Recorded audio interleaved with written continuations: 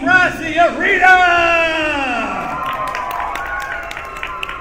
off our first game tonight, let's introduce you to our Junior Roller Derby for Girardeau. Starting off the team seals, number 34, Joy Boy.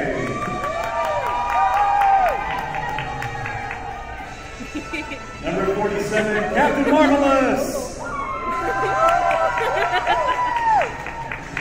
Number 88, Dr. Mysterio. Number 175, Princess Leia. Number 29, Mad Axe. Number 117, Lady Glitter Sparkles. And number 21, Ace.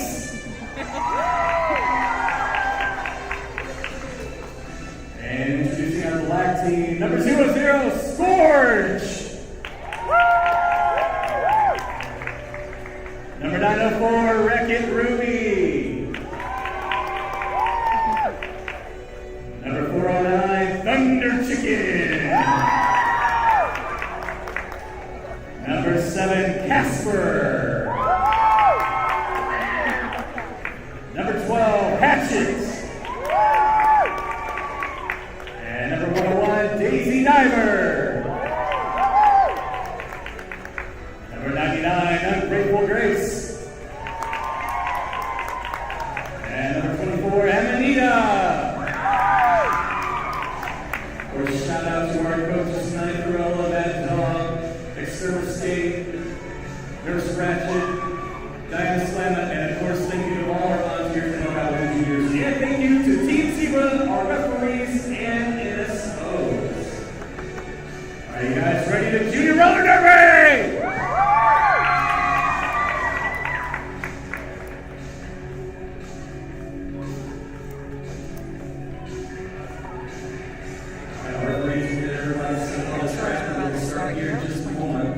Junior roller derby is going to be a little bit different from adult roller derby. These are all level 1 skaters. So in today's game, there should be no contact made between any of the skaters as they're learning how to play the game and how to be stable on the track. So what's going to happen is each team is going to line up in a flat 4-wall across the track with their jammer behind them. What? No demo. And as they go, they have to just skate around and avoid the walls without making any contact. If they're about to make contact, they have to skate off the track or take a knee to avoid that, or they can get a penalty. So here we go, starting off on the black team, we've got Amanita jamming and Mad Axe for teal. We've got our 5-second warning. There they go, jam number 1 for Cape Girardeau Junior Roller Derby today. Amanita looking to find a hole. Amanita taking that. Oh, Mad Axe gets out first, and they are going to be lead jammer for today for this jam. Amanita stuck behind the pack. Amanita's still looking to find that hole as Mad Axe approaches the packs again, looking to score, and Amanita gets through. Mad Axe also through for their first scoring pass, picking up all 4 as Amanita comes around. Mad Axe is going to call it off before Amanita gets a chance to pick up any points. Jam number 1 is going to be 4-0 for the teal team.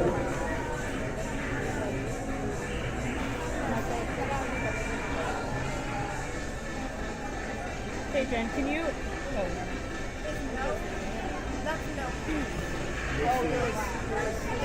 As we line up for jam number 2, we've got 20 Scourge jamming for the black team against Captain Marvelous for teal.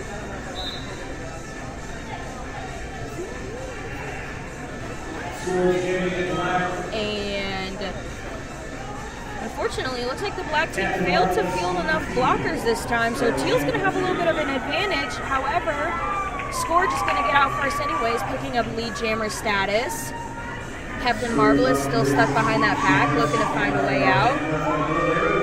Scourge Scourge coming around for their first scoring pass. Takes a little spill in the turn, but that's okay. We've got a star pass on Teal. Joy Boy taking that star. Scourge coming around looking to pick up some points. Scourge looking for those holes. Finds them on the outside of the track. All 4 of their points. Joy Boy coming around, hoping to get some points for them.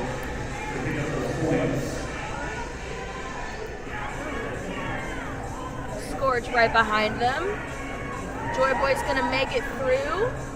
Looks like that's an exciting time for the pivot, is being able to pick up points. Joy Boy trying to call it off, but they're not the lead jammer, so they can't do that. We gotta wait for Scourge to get that. Scourge still going, picking up 4 more points, and they're gonna call it off. Jam number 2, gonna be 8. Gonna bring the score 8-8.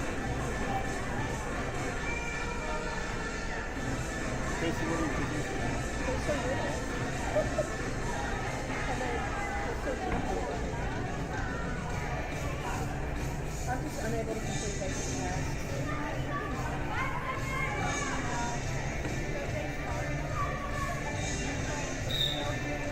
All right, and for this jam, we've got Thunder Chicken for the black team, jamming against Dr. Mysterio on Teal. Dr. Mysterio taking that jammer panty off here pretty quick, looking to make that pass as Thunder Chicken gets through to get the lead. Dr. Mysterio trying to pass that panty to his pivot. Pivot takes it. We've got a completed star pass on Teal as Thunder Chicken comes around, gonna look for some points. Princess Leia, that jammer now for Teal. As Thunder Chicken is looking, gets their pass on the inside, picks up 4 points, and is going to call before Princess Leia is able to make it back to the pack.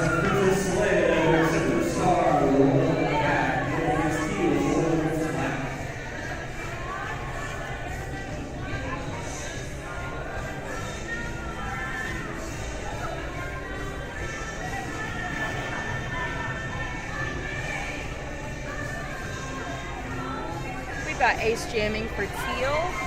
Ungrateful Grace on the black team.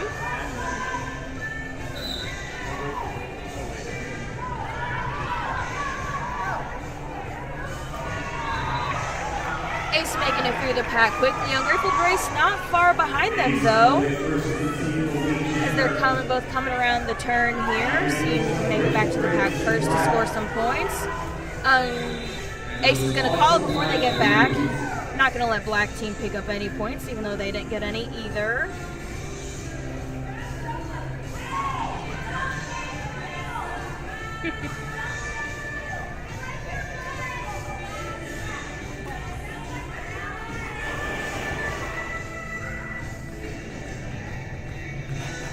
Past the 15-minute mark, we got 12 for black, 8 for Teal. Lots of time on the clock. Very competitive game. Pass the line on jam line and black. We've got Joy Boy putting the star on for Team Teal, Casper for Team Black. Lots of people out on the track yet. Nobody was quite ready there, it doesn't look like. So Black's going to be short again. Both jammers racing out of the pack. Joy Boy was just in front. Casper right behind, though. This is going to be exciting. Who's going to make it back to that pack first? Looks like Casper is going to take the lead there. Joy Boy could call it off. They are lead jammer. Take a little bit of spill over in that corner. Joy Boy picking up all 4 points and calling it off. Keeping Casper to get no points. We got a tie game with 14:05.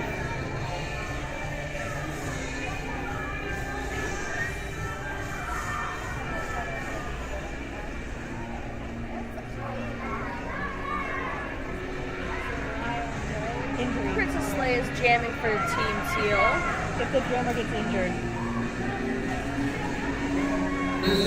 Against Daisy Diva, number 102 for Black. 101, 102.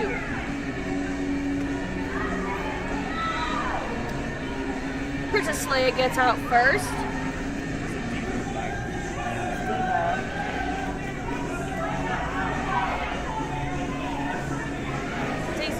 right behind her, coming around. Both of them got out of the pack. My pack's a little bit short. They're struggling to get their blockers on the field in time for packs to start. Princess Leia gets through, still gets all 4 of those points. Just because the black team didn't put enough players out there doesn't mean they're only going to score 2 points. They're going to score all those points. Oh no, they were in the box this time. There wasn't penalties. Now we've got a full pack on the track of the black. Princess Leia calling it off. We've got Teal up 16-12 right now. Just under 13 minutes left in the first period. These scores match? Yep.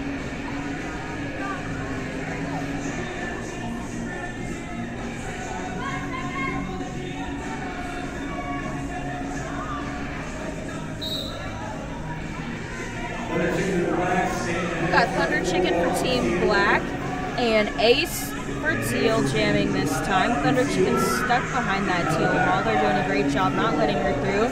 Ace also struggling behind that black wall. They're all doing a great job reforming, staying together, holding those jammers.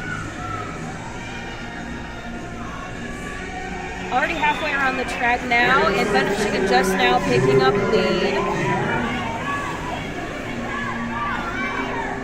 Ace is right behind them though. It's going to be a race back to the pack to see who can get points. Doesn't look like Thunder Chicken wants to call it off. They want to try to get some points.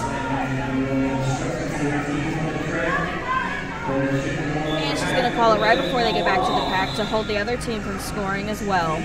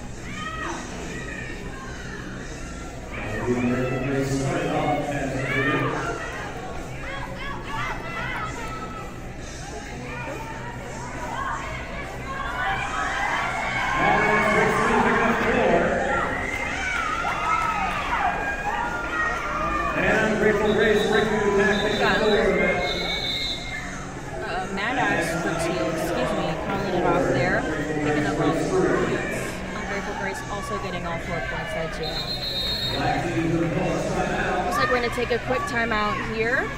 Black team calling a team timeout, and we'll be right back. It was a great reaction. I hope everybody's enjoying themselves.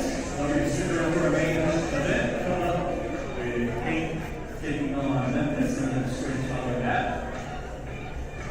Don't forget we have concession stands over there by Turk Dogs. They've got your smash burgers, your hot dogs, nachos. Of course, the pile-on situations and your nachos, your fries, sweet fries,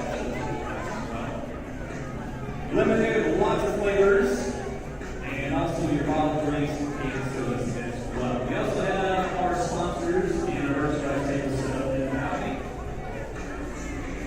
Cape Girardeau, Memphis, first tables are open. River City Prince has the free Prince of their lots of drinks. Of course, there are other sponsors, including Memphis.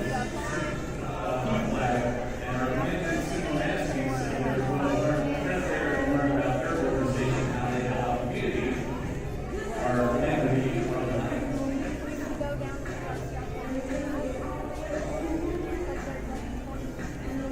Honestly, I might bring my stuff up here. 10:05 the clock, 16 for the black, 20 for teal. All right, we're coming back to the game here. We've got Scourge jamming for the black team against Joy Boy for teal. Skaters back to the track. we've got that 5-second warning. This jam's about to start. And away we go. Scourge looking to find a hole, makes it through their pack. Joy Boy is right behind them. Scourge gets out first, picking up lead jammer, but again, Joy Boy right behind them. It's going to be raced back to the pack to see who can get there first. Scourge going to call it before they all make it around to keep the other two from scoring, or are they going to risk it, try to pick up some points for themselves along the way?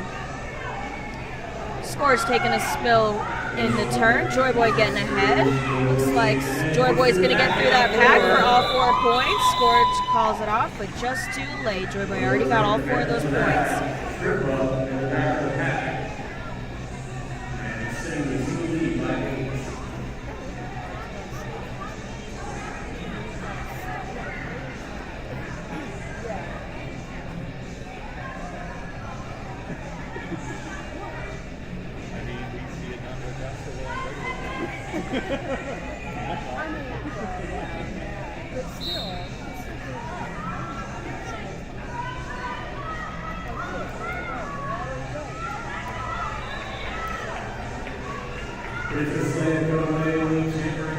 We've got Princess Leia for the teal team coming out lead jammer. Looks like Amanita's stuck behind that teal wall. Finds a hole though and gets out.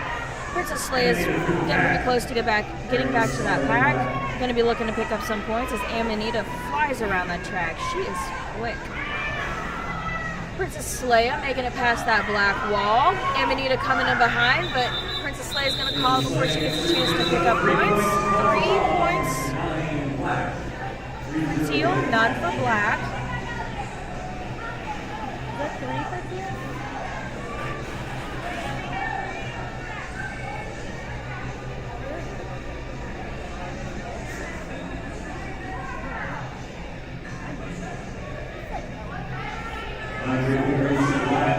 We've got Dr. Mysterio jamming for Team Teal this time against Ungrateful Grace on the black team. 3. I feel like this is 5. Yeah. Ungrateful Grace finding her way around that teal wall, picking up lead jammer. Dr. Mysterio close behind though. Racing around that track.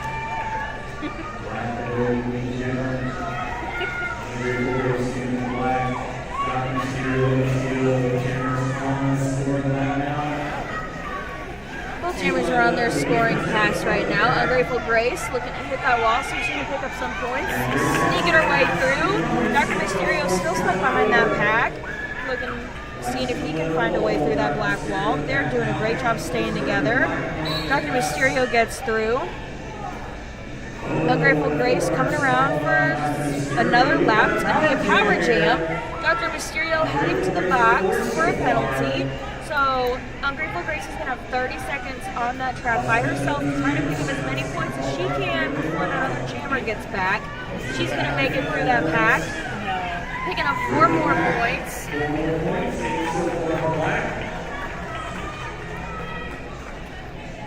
This power jam is going to help the black team close the gap. Currently 24-27 black team. Dr. Mysterio is standing. He's about to come back on the track. See if Ungrateful Grace can pick up some more points before he's released. Here comes Dr. Mysterio, and she sneaks through that pack, getting 4 more points. It's going to be a lead change. Black 31 to 27. Looks like 3 points for teal there, so they'll retake the lead at the end of that jam. Excuse me, it's going to be 30-28. Great job by the Ungrateful Grace and the black team picking up some points there. Doing a great job picking up those points, getting a lead change during that power jam. It's really important to take advantage of those power jams. We got Mad Axe for teal, jamming against Daisy Diva. Mad Axe makes it through, picking up lead jammer. Daisy Diva's still stuck behind that teal wall. Looking to find a way through, still stuck. Mad Axe coming around the track, getting back to the pack.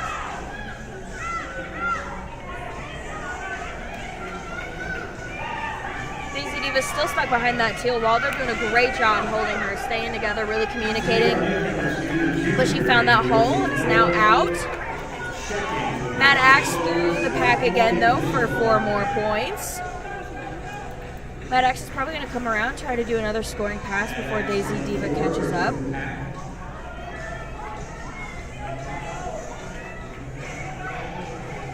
Matt Axe is about to hit that pack again.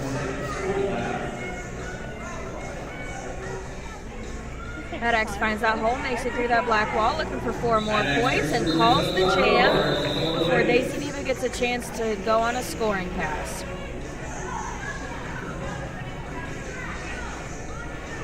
Teal solidifying that lead, 38-28. We've got just under 5 minutes left in this half.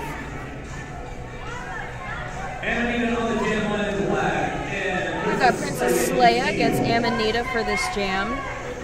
Nobody's in the penalty box. Full packs on the track. Here we go. Amanita and Princess Leia both getting through that pack quickly. Getting through the back wall. Princess Leia finding her way out for lead. Amanita still stuck behind that teal wall.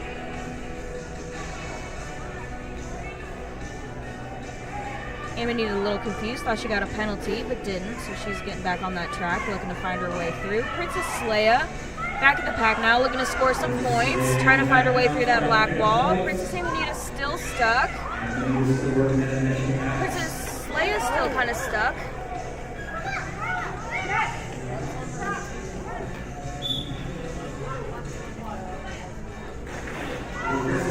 Princess Leia getting a penalty, so this is going to be a 2-minute jam, first one of the game. When the lead jammer gets a penalty, they lose their lead jammer status and the ability to call off a jam. So it's going to have to go the full 2 minutes. Amanita's still stuck behind that wall, has not yet made their initial pass. Teal jammer left lead, so now there's no lead. It'll be a 2-minute jam. Teal is doing a great job on this jam, staying together, communicating, not letting Amanita through. Received Black decides to try a star pass. Princess Leia's out of the box, about to come on to the track. A little confused on where to come in. That's all right. We're all learning. We're juniors here. Comes in behind that pack. She can score this time. She was on a scoring pass already, so she can do that. Amanita has finally made it out of the pack. So the next time she gets through that pack will be a scoring pass. We do still have about 20 seconds left in this jam. Amanita might get around to score more points. Princess Leia got 4 more points. Amanita's coming up to the pack now, see if she can make a scoring pass. Princess Leia right behind her. Everybody's eligible to score points this time.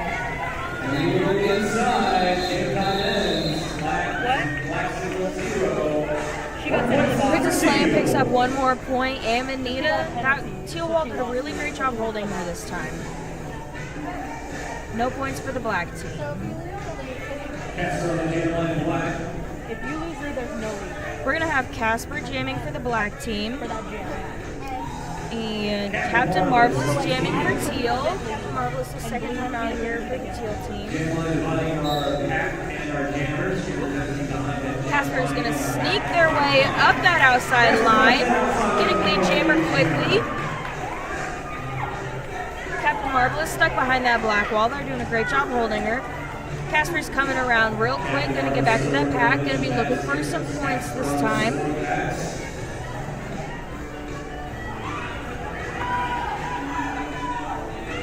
Captain Marvelous still stuck behind that wall. Casper's sneaking out, run out of bounds.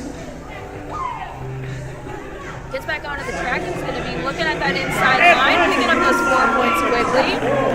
Dr. Captain Marvelous still stuck behind that wall, looking to make a star pass. Their pivot's not paying a lot of attention though. Now their pivot has it. Joy Boy's going to take that star for a completed star pass. Joy Boy's coming around. Casper now back at that pack. Going to be looking to pick up some more points. Sneaks by their wall. Blue wall is all sorts of spread out. This is going to be an easy one for Casper. Picking up those 4 points with no problem.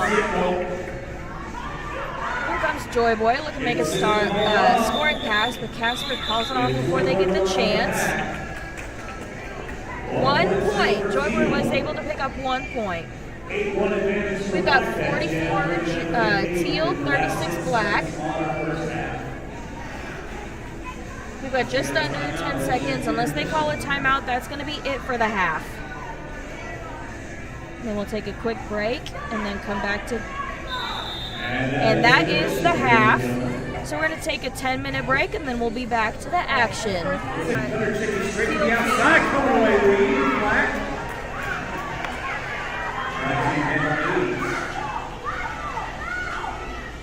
Another chicken getting lower, and then crossovers, trying to get the pack, pick up points for her team.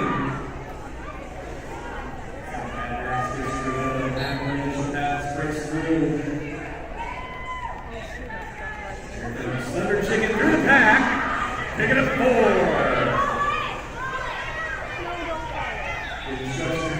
Picking up those 4 tonight. Teal 4-0 advantage that jam as Black loses the blocker on the other side of the track. Now 4-point game. Black 40, 44 Teal.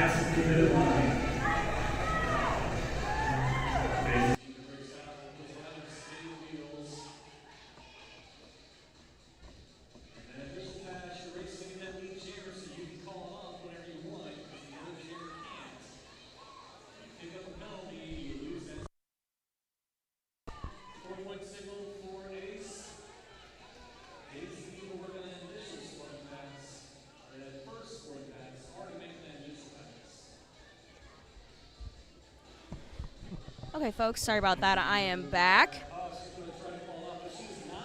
Trying to catch up on what's going on out here. Daisy Diva looks like she's trying to call it off, but she's not the lead jammer. We've got Ace, who is the lead jammer, hitting that pack, looking to pick up some points. Ace is making it through, going to be picking up all 4 of those points, and now they're calling it off.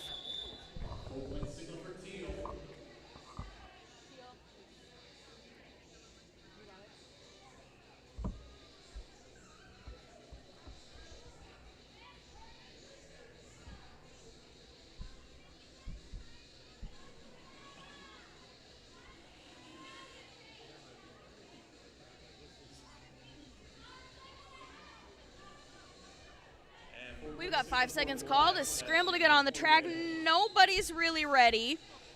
A little bit of confusion happening.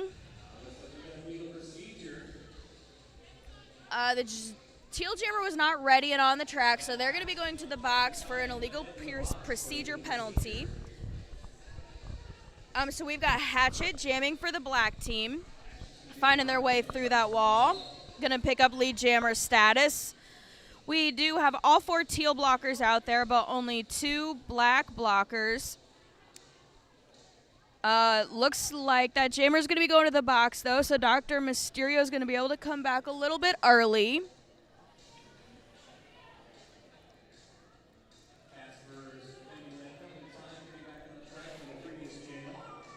Sorry, that's Captain Marvelous. Those 2 are siblings, and I keep getting them confused.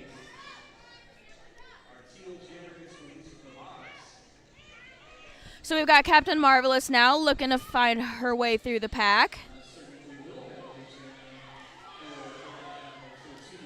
And she's going to get through. Not lead jammer. There's going to be no lead jammer because, once again, the lead jammer went to the box. So we're going to have a whole 2-minute jam. We've got Hatchet back on the track now for black team. Going to be looking to make a scoring pass. Both jammers going to be looking to make a scoring pass.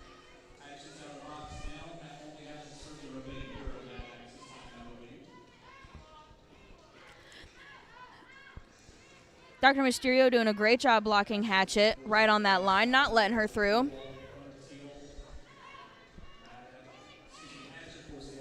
Captain Marvelous looking to find a hole. Almost there. Thunder Chicken doing a good job blocking her.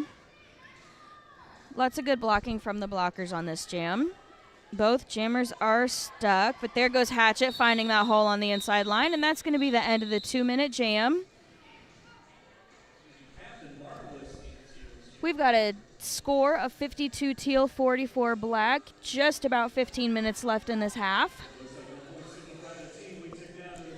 Once this game is over, we're going to be having our main bout, our first sanctioned game, Cape Girardeau Roller Derby versus the Memphis B-Sides, and then after that we're going to have a fun little scrimmage against other friends and a lot of Cape players.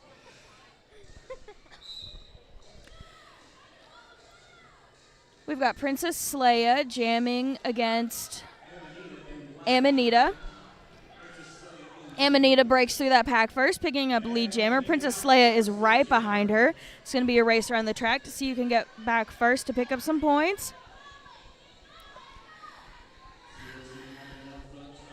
Amanita not looking like she wants to call it before she tries to get some points. It's going to be a close one, though. Both jammers back at the pack right at about the same time. We've got Amanita fighting her way through that wall. Princess Leia stuck behind the black team.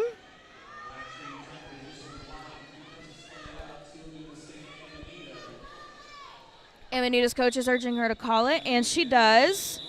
3 points for teal, 1 for black. Bringing the total 55-44 teal.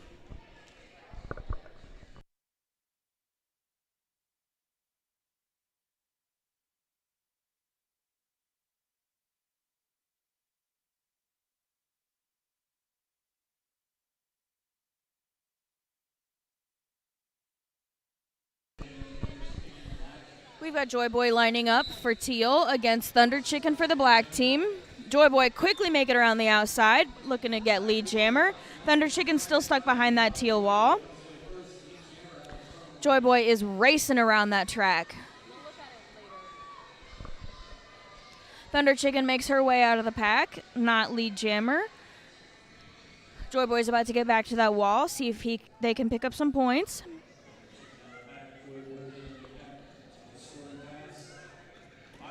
And they get through. Going to be picking up all 4 of those points. Calling it. Did Thunder Chicken get any points? Nope, just in time. Helped Thunder Chicken to 0.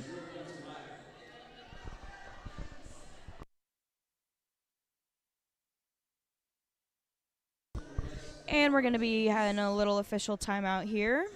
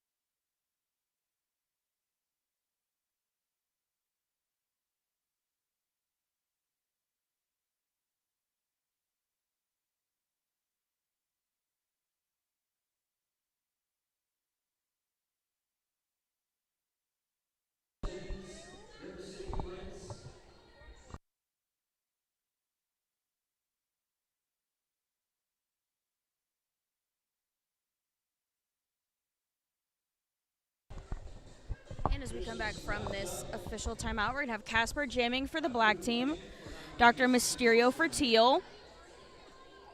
59-44 teal team in the lead. Just under 30 minutes left in this game. 13 minutes left. It's not 30.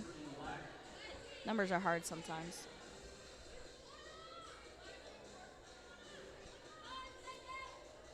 And with that 5-second warning, we're about to start this jam. Here they go. Casper's going to sneak through quickly, picking up lead jammer's status. Except not, because she got a penalty.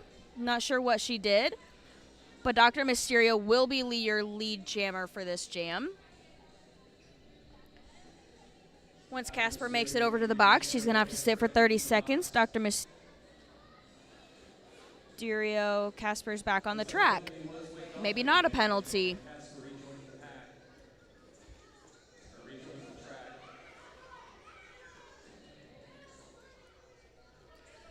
Casper sneaking through that pack.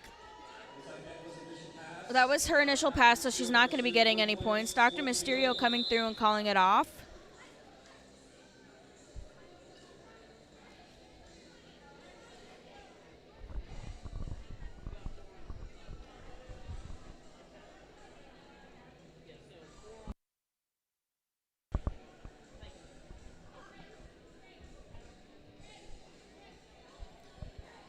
We're going to have Thunder Chicken jamming for the black team.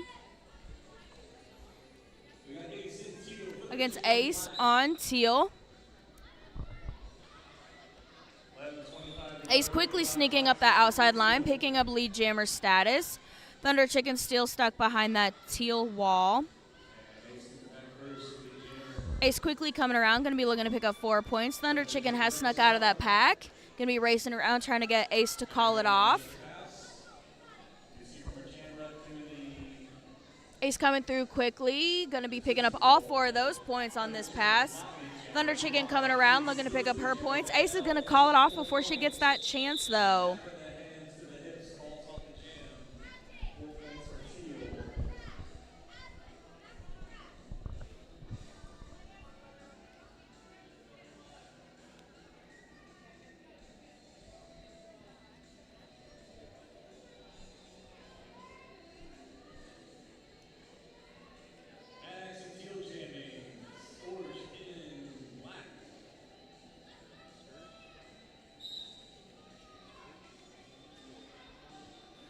We've got Scourge jamming for the black team against Mad Axe on teal.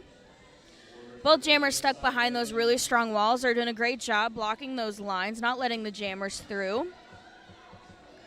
Scourge sneaking her way through that front teal wall. Going to be picking up lead jammer status. Mad Axe coming around right behind her.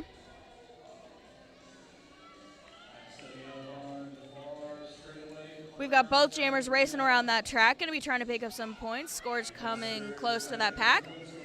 Mad Axe is right behind her. That's going to be a penalty on Mad Axe. No points for either jammer on that one.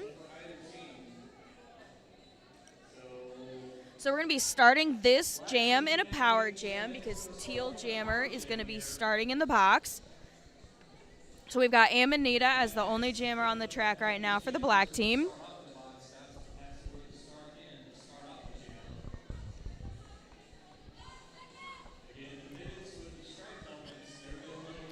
Black team will be able to help Amanita get through that wall since they don't have any jammer to look out for right now. Amanita looking to find a hole to get through that teal wall. Teal doing a great job, though, holding her on this power jam. Amanita sneaks through on that outside, stepping through those blockers, picking up lead jammer status. Mad Axe is standing now, so she'll be joining the track soon. We've got Amanita coming around the track quickly, going to be looking to score some points. Here comes Mad Axe, though, back on the track now. Mad Axe does still have to make her initial pass, so this will not be a scoring pass for her. Amanita's going to have ample time to try to pick up these points, and she's going to step through on the inside, getting 4 more points. Blackwall doing a great job holding Mad Axe on that initial pass still. Amanita going to come back around, going to be looking for another scoring pass. Mad Axe still stuck on that initial. Amanita coming around, getting close to that pack. Mad Axe is now through the pack for their initial pass, so they will have the opportunity to score on their next pass if they get it.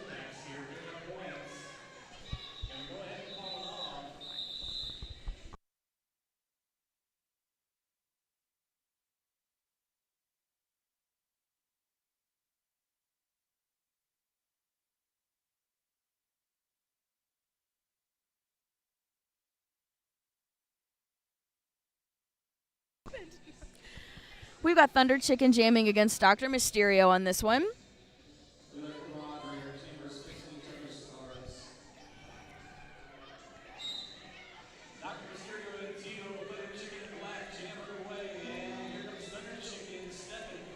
Thunder Chicken picking up lead jammer status quickly on this one. Dr. Mysterio right behind her.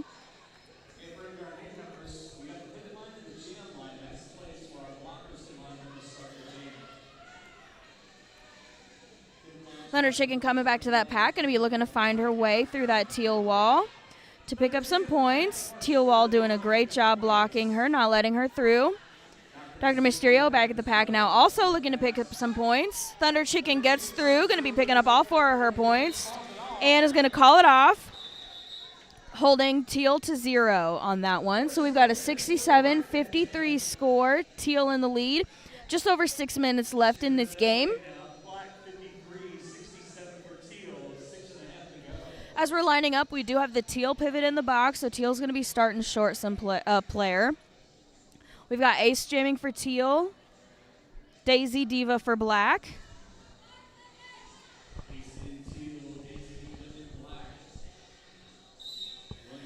Here we go. Ace looking at that outside line, trying to get through. Daisy Diva sticking to the middle, trying to get through her wall first. Ace sneaks through, going to be picking up that lead jammer status. Daisy Diva still stuck in that pack. All the blockers are doing a great job today holding their jammers, which is, of course, their job. Here goes Daisy Diva. She is now out of the pack. Here comes Ace looking for a scoring pass.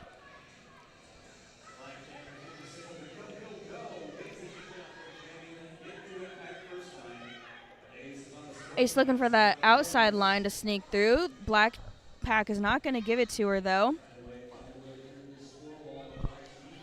Sneaking up the middle, taking someone out almost.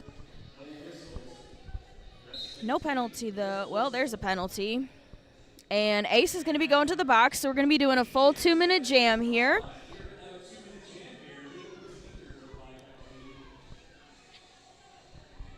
Daisy Diva out on the track is the only jammer for a power jam. Gets through that pack, going to be picking up 4 points. Pack's going to be working on themselves, getting it back together so that they can be prepared for when that jammer gets back through. Going to be making sure their lines are good. Communication is on point. Looks like we've got a black blocker going to the box. Ace is now back on the track. Both jammers are on scoring passes. We've got just over 20 seconds left in this jam. Jammers are going to be racing to see who can get all those points. Ace sneaking up that line, staying on the track, picking up all 4 of her points. Daisy Diva also getting through that pack, picking up her 4 points. And that's going to be the jam. We've got 71 Teal, 61 Black, just under now. 4 minutes left in this game.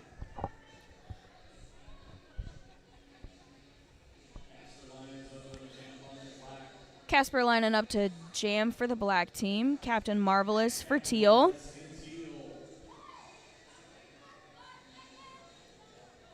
We've got that 5-second warning. Everybody's getting lined up, getting ready to go. Casper trying to sneak up that outside line. She really likes that outside line. I've noticed she's taken those lines a lot. Captain Marvelous still stuck behind that black wall. Casper's sneaking around, picking up that lead jammer status.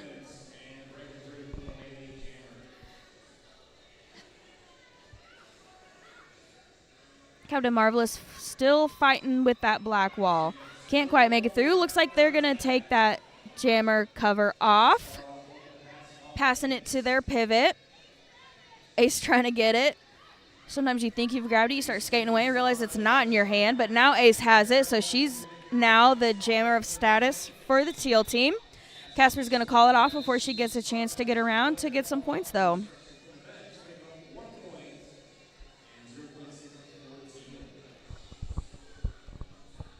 Casper closing that gap just a smidge. They got 1 point. 71-62 Teal. 2.5 minutes left in this game.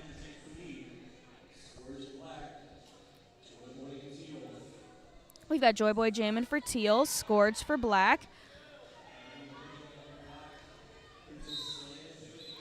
Here they go. Somebody's getting a penalty. That was a quick whistle. Lady Glitter Sparkles. I don't think she was on the track in time to start the jam, so she had to go back to the bench. We've got Joy Boy as the lead But Scourge got in front of them, so they're going to call it off before anybody gets a chance to score.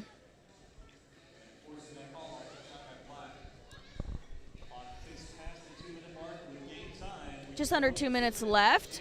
71-62, since nobody scored on that jam.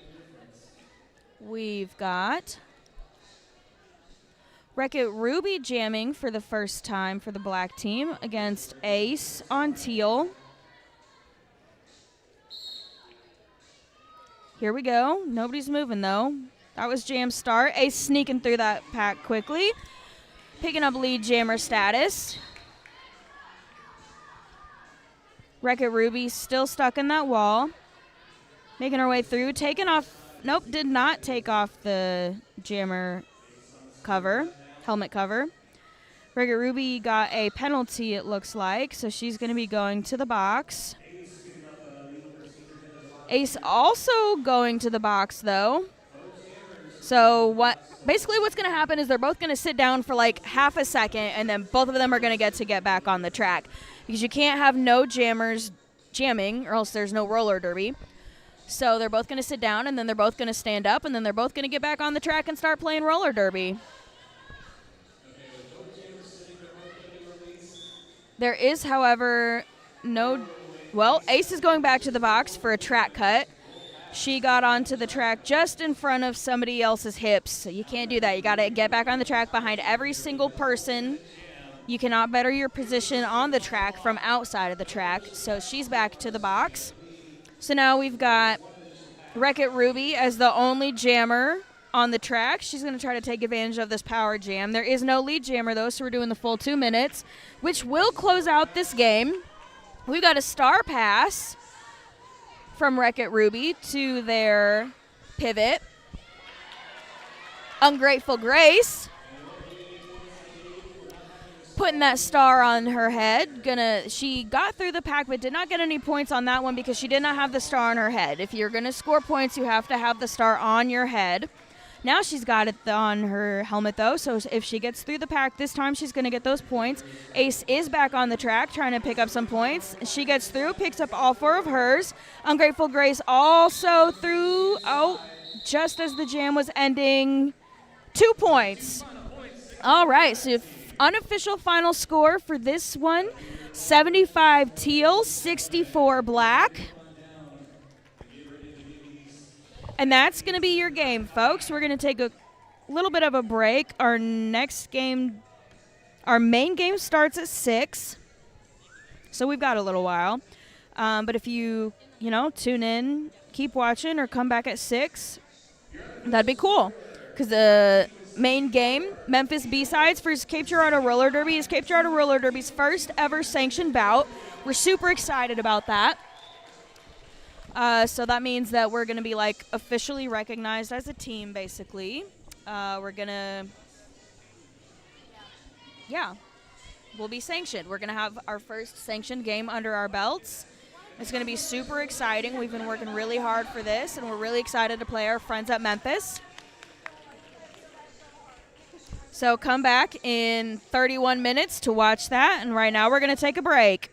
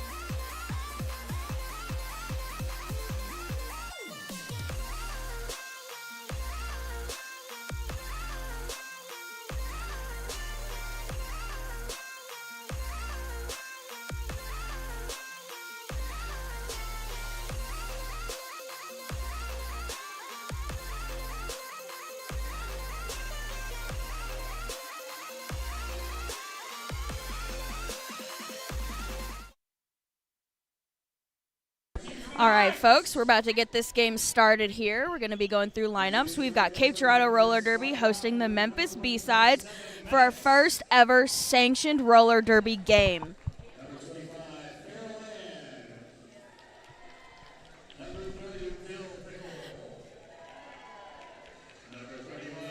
Playing for Memphis tonight, we're going to have number 127, Menace, number 25, Feral Ann, 30, Dill Pickle, 31, Scream Cheese, 37, TJ Smacks, 399, Good Egg, 41, Randy Kersey, 410, Tiny Bomb, 52, Snapshot, 696, Blasphemous, number 81, Exene, and 84, Coaster Strudel.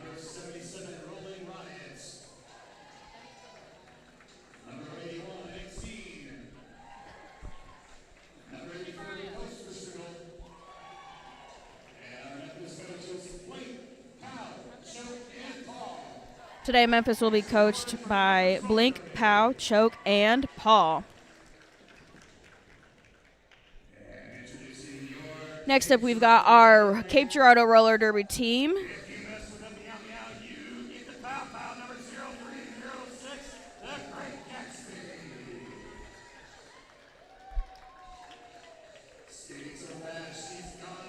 Number 1002, Harlan Oscara.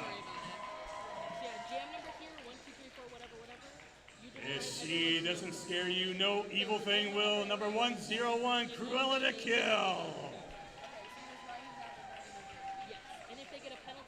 She will hit you here or there. She will hit you anywhere. Number 113, Slam I Am. 7. But you don't have to worry about that because we have a penalty. After meeting her on the track, you can't rely on your memories. Number 1211, Babe Runner.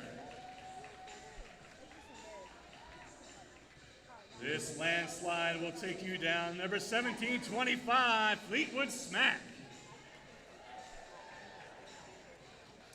Your favorite 2000 snack and girl on the track, number 313, Danimals.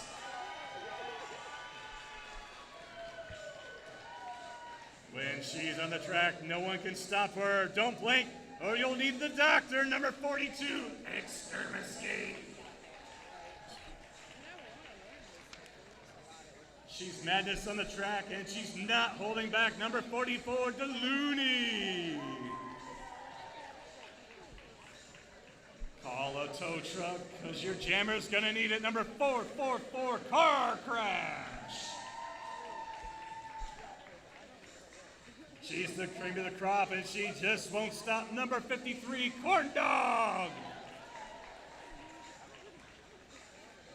She's so excited to hit the track, she can't hold it back. Number 68, Zoomies.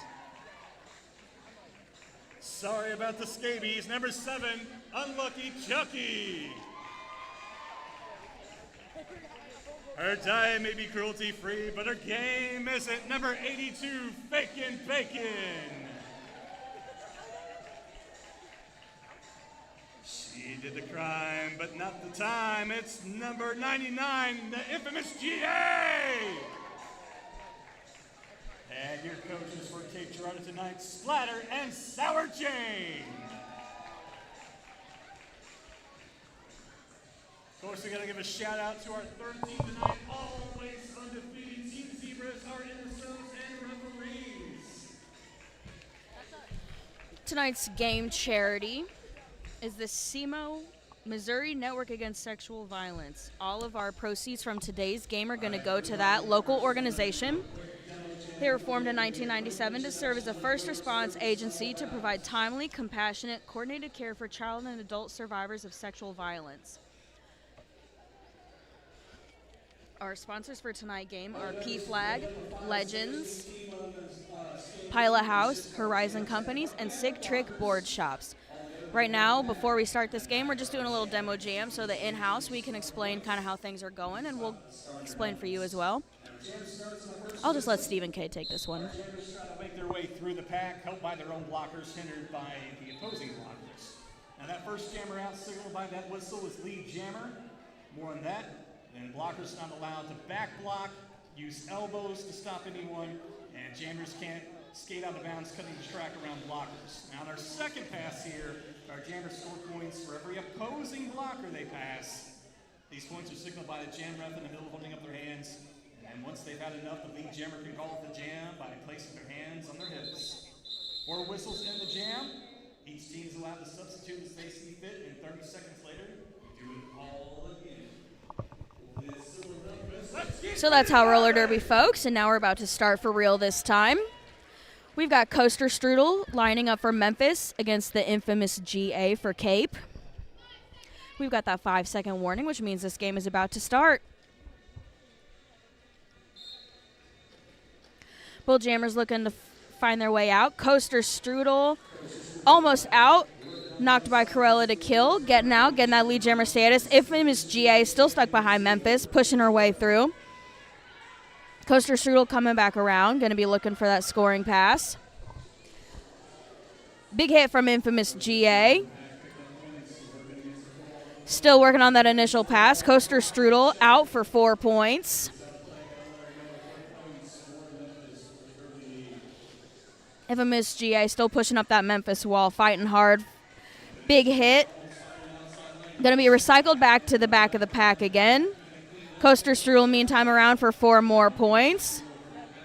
Infamous GA coming back in, still working on that initial pass. Hits that wall. Trying to get around. Coaster Strudel back in again. Hit from Corn Dog. Infamous GA doing a good job also blocking that jammer, but Coaster Strudel is back out again, picking up 4 more. Infamous GA still trying to push through that black wall.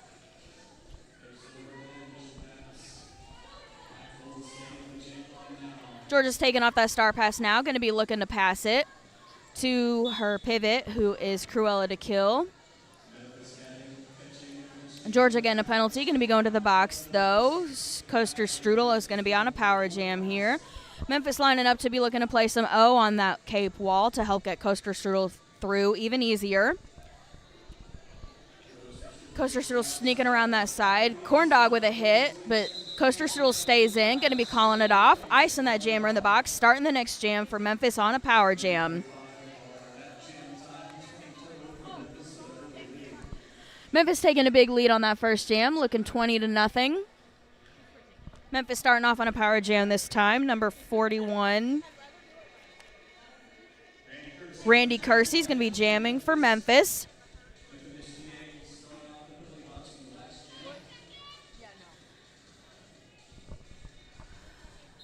Randy Kersey will be looking for O immediately off that line. Her teammates helping her out to get through that pack. Car Crash and Fleetwood at the front doing a good job slowing Randy down. Car Crash is going to be going to the box. Infamous GA standing, going to be re-entering that pack. If Randy Kersey doesn't get through before Georgia gets back on, Georgia does still have the chance to pick up lead jammer. Randy Kersey getting stopped by Chucky. Chucky doing a great job following that jammer, holding her. Randy Kersey's going to get out, though, picking up lead jammer status. Infamous GA fighting her way through and gets through.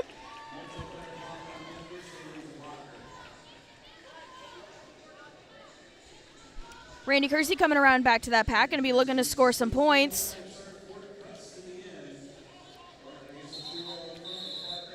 And Randy's going to call that off before Georgia gets a chance to score any points. Randy also didn't score any points on that pass, so it's going to be a 0-0 jam. Next up, we're going to be having Blasphemous jamming for Memphis against Slam I Am on Cape.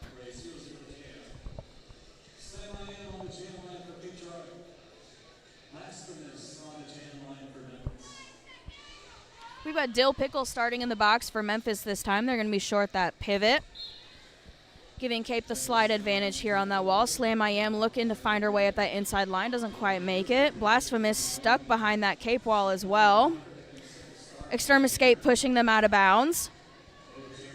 Slam I Am recycled to the back of the pack from out of bounds.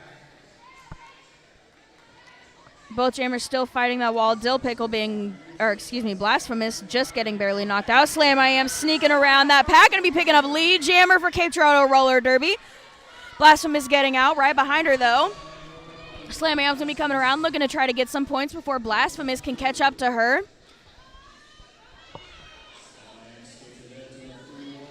Slam IM's hitting that pack and calling it before Blasphemous has a chance. That's going to be 1 point for Cape Girardeau Roller Derby to none for Blasphemous and Memphis. That's good timing on the Jammers' part. Sometimes it's half the battle. It's just knowing when to call it off exactly at the right time so you can maybe get a point or two, leaving that other team with 0. We've got Farrell Ann against Harlot Oscara.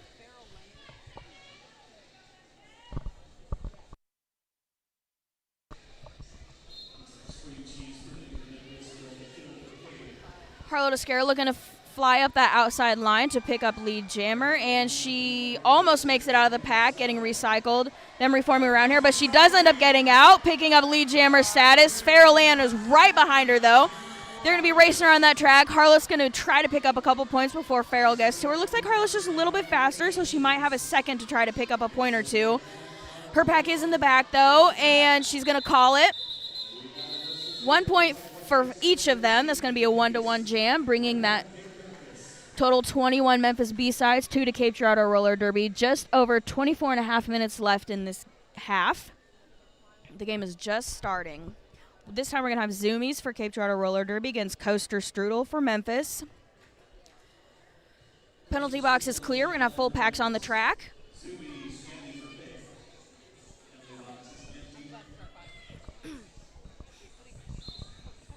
And here we go. We've got a Memphis blocker going to the box for a directional penalty. Coaster Strudel also going to the box. So we're going to have a power jam here for Zoomies, who picks up lead jammer status on this power jam. As she comes back around, Cape Girardeau should be playing some offense against that Memphis pack to try to get Zoomies through easier. We've got Car Crash lining up to hit that wall out of the way. Zoomies gets through pretty easily, but gets hit out of bounds. Is going to recycle herself back behind the pack so that she doesn't also get a track cut. Zoomies pushing up that Memphis wall. Unlucky Chucky playing some O to get her through. Zoomies gets knocked out of bounds. Is going to be ran back. A little bit of soul crushing there. Zoomies going behind the pack. Coaster Strudel is back on the track with that jammer panty in their hand so they can look for that pass to their pivot. Zoomies still working on that Memphis wall, trying to get around them. Coaster Strudel in the meantime, pushing Cape up, pushing. No pack is called. There is a pack now, so we can keep blocking. Coaster Strudel fighting hard through that wall. Car Crash is going to that box. Zoomies is going to call that jam. 3 points for Cape Girardeau Roller Derby to Memphis' 0. That's going to bring the total 21-5 Memphis. We're going to be starting that jam. 1 blocker short for Cape Girardeau Roller Derby as Car Crash sits in the sin bin. We're going to have Randy Kersey for Memphis jamming against Slam I Am for Cape Girardeau.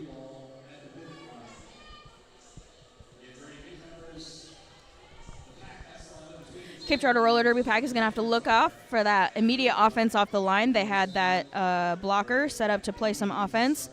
Slam I Am stuck behind that Memphis wall. One of Memphis's blockers is going to be going to the box now. So we've got a 3 wall against a 3 wall. We're even out on the track. Both jammers fighting.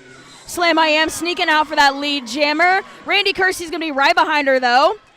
It's going to be a race back to the pack to see who can get some points first.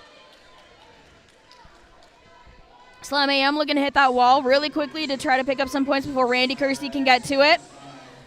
And Randy is to that wall. Slam I Am's going to call it.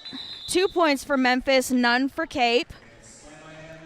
It's going to be 23-5 Memphis.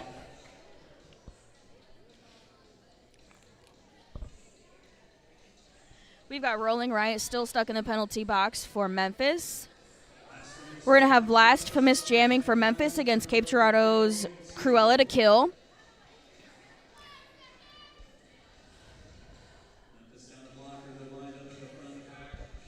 And here we go.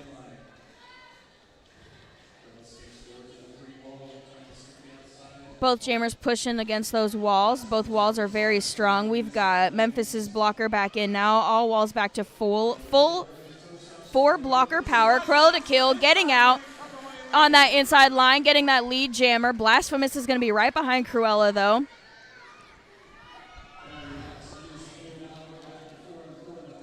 Corella hitting that pack, looking to pick up some points, and is trying to call it. There we go. 1 point picked up for Blasphemous. Looks like one for Cruella as well.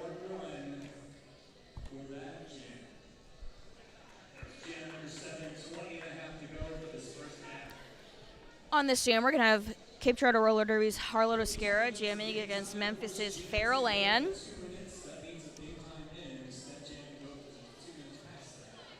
We've got all blockers on the track. Penalty box is empty. And here we go. Harlow Toscara hitting Farrell right off the line, trying to play some offense for herself. Defense for herself. Harlow's getting ran back. So she was knocked out of bounds. Gets through that Memphis wall, hit again. Farrell Ann's going to get out, going to be that lead jammer as Car Crash is going back to that penalty box. Harlot sneaks around the inside line and is going to get out of that pack. Farrell Ann hitting that wall, going to be looking to pick up some points before Harlow Toscara can get back. Unlucky Chucky, though, with a big hit. And Farrell Ann's going to call that off as she picks up 3 points. No points for Cape Girardeau Roller Derby that jam. 27-6. Memphis Roller Derby is in the lead.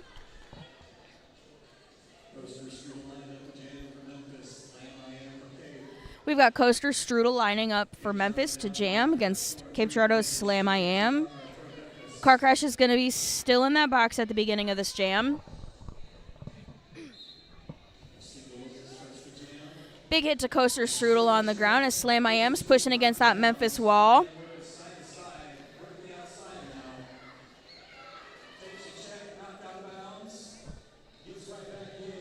Slam I Am knocked down but gets right back up. Coaster Strudel also stuck in that wall, but they get out right here, getting lead jammer. Slam getting recycled again with a little soul crust as she got knocked out of bounds. Going to sneak up front. Is going to make it out and gets hit out by Scream Cheese, who's going to run her back. Coaster Strudel coming around looking for that scoring pass. Slam I Am taking off that jammer cover. Going to be looking for her pivot, who is Delooney. Ooh, that was... Low block going to be called on Car Crash, heading back to that penalty box as Coaster Strudel calls it off. And we're going to be at 31-6 Memphis with just over 18 minutes left in this half. And we've got a team timeout. No, an official timeout.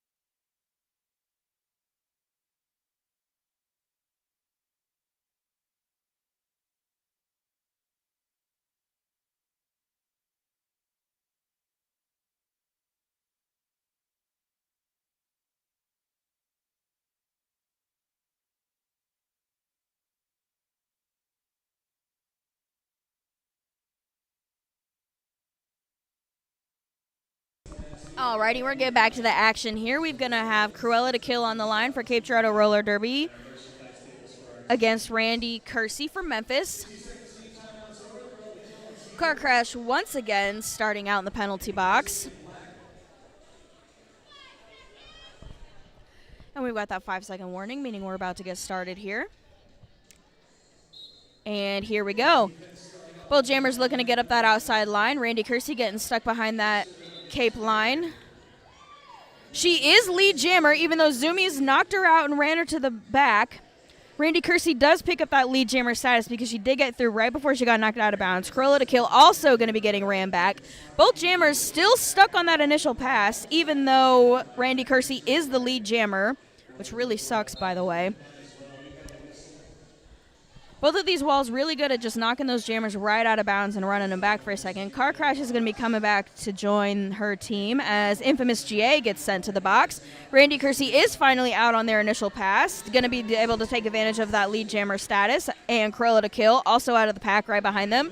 Randy Kersey hitting that pack. Going to be looking to score some points. Big hit from Cat and Car Crash. And she's going to go ahead and call that off as Corella to kill comes around behind her before Corella can score some points. Randy Kersey does pick up 3 of those, though. Going to bring that score 34 Memphis. Cape Girardeau Roller Derby 6. Infamous GA going to be starting out this one in the penalty box. We've got Harlotte Oscara jamming against Blasphemous for Memphis.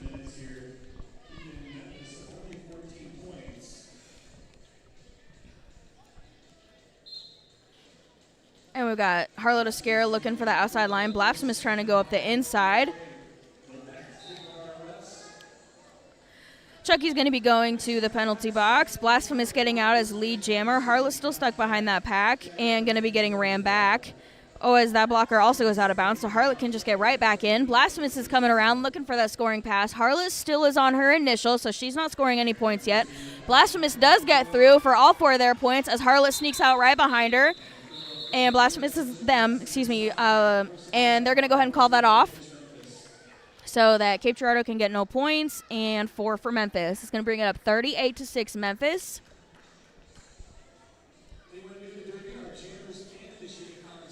And we've still got Chucky in the penalty box, so Cape Girardeau Roller Derby is going to start this one blocker short again. We've got Farrell Ann for Memphis, jamming against Slam I Am for Cape.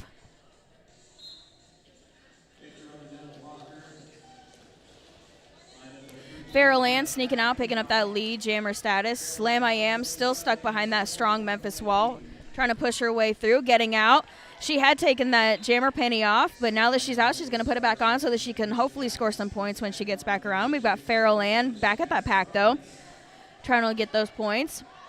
Chucky is also back on the track. Slam I Am has gotten to the pack, and we've got 3 points for Memphis, none for Slam.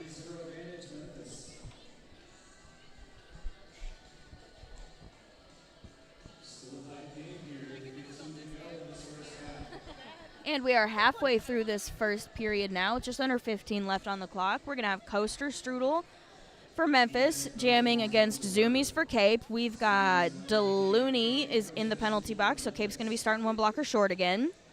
Full pack for Memphis. None of them are in the penalty box. Coaster Strudel looking for the outside. Zoomies sliding up that inside, sneaking her way up, trying to push that wall. Coaster Strudel gets out. It's going to pick up lead jammer. Zoomies still stuck. The Great Caspi looking to play some O for her, trying to help her get out. Coaster Strudel is now back to the pack to score some points. Corndog is going to the box. And Coaster Strudel gets through for 4 points. Zoomies still stuck on her initial pass. Zoomies is getting ran back.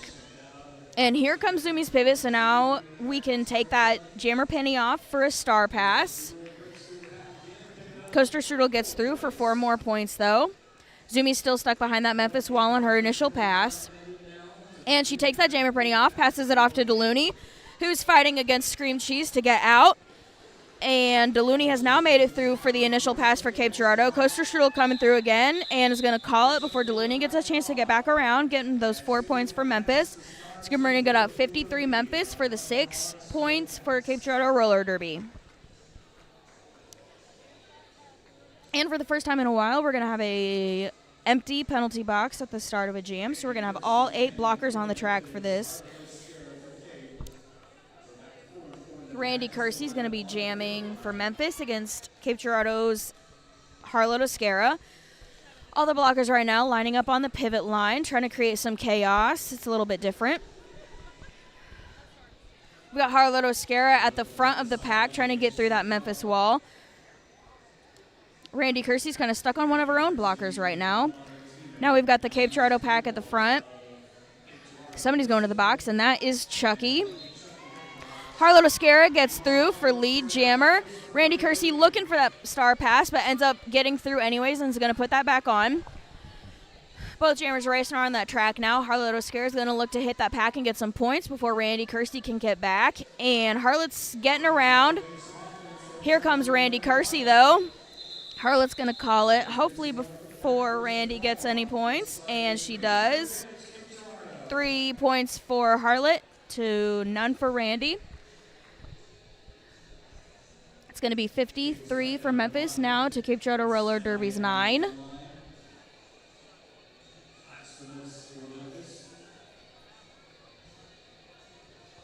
be starting off this jam with Blasphemous jamming for Memphis against Cape's Slam I Am. Chucky's still in the box, so we're short a blocker.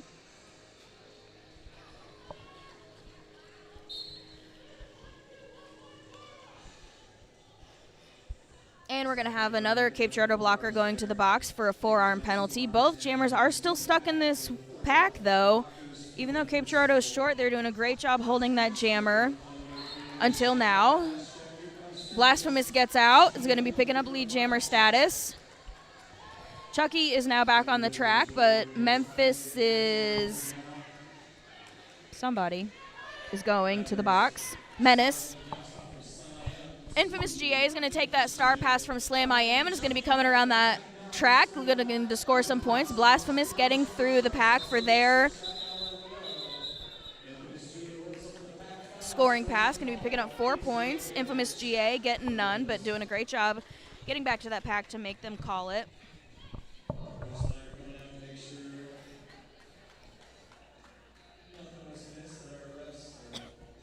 Memphis is going to be starting this one short of blocker. We're going to have Deluni jamming for Cape Girardeau Roller Derby against Memphis's Farrell Ann.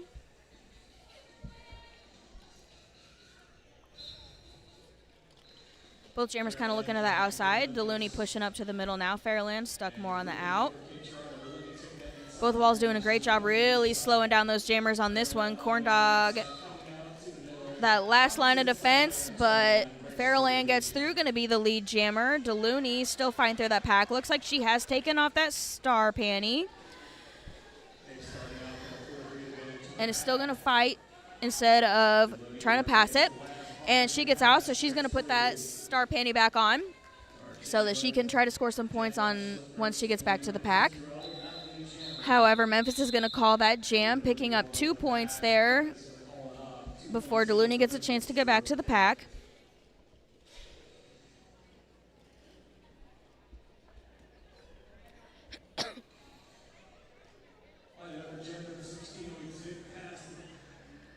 Score right now is Memphis B-Sides 59, Cape Girardeau Roller Derby 9. Just under 10 minutes left in this half. We've got Zoomies lining up against Coaster Strudel. Full packs on the track. Nobody's in the penalty box. And the jammers are taking off. Both jammers hitting those walls, trying to get out. Zoomies knocked to the outside. Doesn't get ran back, though, so she can just step right back in. We've got a no pack called. Coaster Strudel's up front. Is going to sneak around and get lead jammer. Zoomies still stuck in the back of that pack. Trying to get out on her initial pass still. Coaster Strudel's going to come around for that scoring pass. Zoomies takes off that star cover. Going to be looking for her pivot to pass, who is Cruella to kill. And Chucky's going back to the penalty box. Coaster Strudel gets around for 4 more points. Zoomies still has that jammer cover in her hand, looking to either get through the pack or to make a pass. Looks like she's going to get through almost. Gets hit by Scream Cheese there at the last second. Going to get ran back. Zoomies still has that star cover in her hand. Has not yet made that pass to Cruella to kill. Coaster Strudel coming around once again for another scoring pass.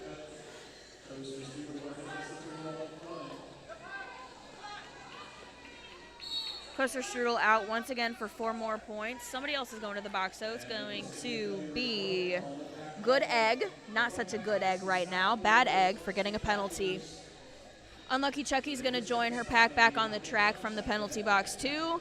Looking to stop Coaster Strudel this time, hopefully. And looks like Zoomies has finally made that star pass. Cruella to kill has the star and is coming around. Has it almost on her helmet. Hopefully that stays on. It's kind of half off. Looking to hopefully get a couple of points here before Coaster Strudel calls it off. And Cruella to kill gets around. Coaster Strudel's going to call it off. Cruella gets 2 points to Coaster Strudel's 4.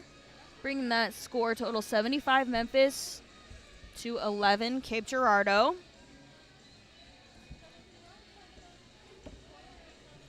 We're going to start this one with 1 Memphis blocker in the box. We've got 41, Randy Kersey, going to be jamming against 113, Slam I Am. Both of those jammers looking to sneak around those really strong walls. Both walls doing a great job holding those jammers. Memphis's blocker is back from the box. We're going to have full packs here. Slam I Am gets out. It's going to be that lead jammer. Memphis's pivot is going to the box, though, for a multiplayer penalty. Oh, Slam I Am is also going to the box, though. She gets a track cut. So this is going to be a full 2-minute jam as she picked up lead jammer status. But since she got that penalty, she loses lead jammer. We've got Memphis's Randy Kersey still fighting against that Cape Girardeau wall. Has not made her initial pass yet. Now she's out. Great Caspi going to be joining Slam I Am in that penalty box for Cape Girardeau. Randy Kersey coming through, signaling to her team to play some offense for her so that she can sneak through that wall. Extremis Skate doing some great defense, though, pushing her out, not letting her get through. Cape Girardeau's wall reforming. Randy Kersey having a tough time trying to get around it. We've got Slam I Am back on the track now with the star cover in hand, trying to get around that wall or make a star pass. However, her pivot is in the box, so she's going to be fighting solo for 30 seconds. Randy Kersey is out for 4 points. Slam I Am also out of the pack, going to pick up her 4 points. Greg Cassidy's going to join her team back on the track from the penalty box now. Both jammers working on some more scoring passes. We've got just under 30 seconds left in this jam, which, again, there's no lead jammer, so we're going the whole 2 minutes. Randy Kersey gets her 4 more points. Slam I Am looking to get her points. We've got the Great Caspi trying to play some offense for her. Slam I Am looking to sneak around Exene there, who hits her out and is going to run her back. Extremis Skate with some great offense, though, not letting her run her all the way back. And that's going to be the end of that jam. Looks like it was a 9-8 jam. Memphis B-sides total going to be brought up to 84. Cape Girardeau Roller Derby 19. We've got an empty penalty box out of the start of jam number 19. We're going to have Blasphemous from Memphis jamming against Cape Girardeau Roller Derby's Harlot Oscara. And we're going to have an official timeout.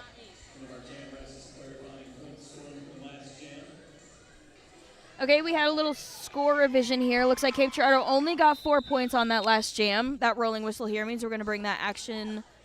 We're going to start that action back again here.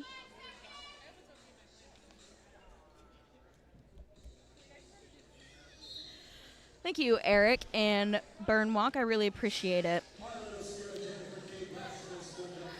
As we start this jam, Blasphemous is going to get out of the pack first here, picking up that lead jammer status. Harlot Oscara sneaking out right behind them, though. We've got a race around the track. Blasphemous is going to be trying to pick up some points before Harlot can get back to the pack as well. Blasphemous signaling for their team to play some offense, which we got some good offense there from Memphis. They get through for 1 point, as Cape Girardeau picks up 2 points on that one.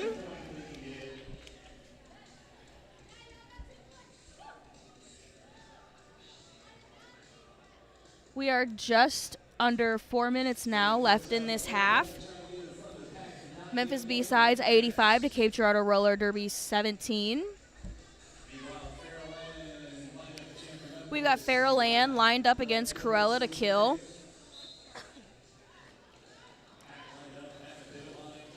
Cruella to kill getting hit out of bounds. Coming right back in behind them, though. Nobody's ran her back.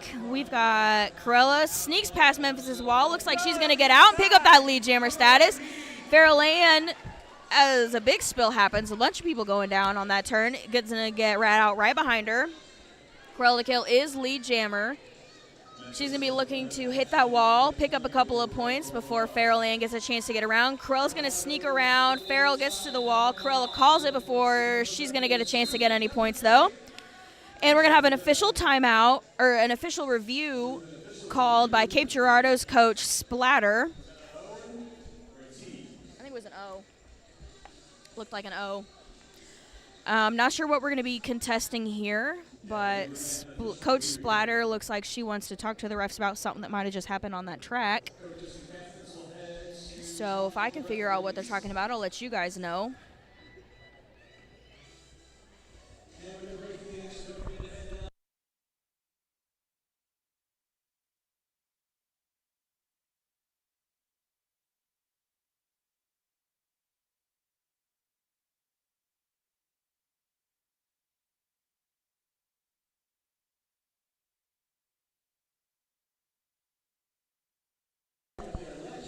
Coach Splatter has made her case to the officials, and now the officials are in their own little huddle going to talk about whatever it is they're talking about. Sometimes it's hard to tell what they're discussing. While we're in this official timeout, I'm going to go ahead and take a second to recognize Cape Girardeau Roller Derby's sponsors for this game. We've got PFLAG of Cape Girardeau, Missouri, Legends, the Pilot House, which is a delicious restaurant, by the way. If you're ever around here, you should go check it out. They got some good food. Horizon Companies, which does a lot of our screen printing for our merch that we sell. And Sig Tricks Board Shop, which is a new roller skating, skateboarding shop in downtown Cape Girardeau. They've got a lot of goodies. They're set up here today to sell some stuff. And we're really excited to have them in our town now, so that we can go pick up supplies and whatever if we need them. Instead of having to order them off of Amazon, we're really excited to be able to support a local shop. And we're really excited that they are supporting us as well.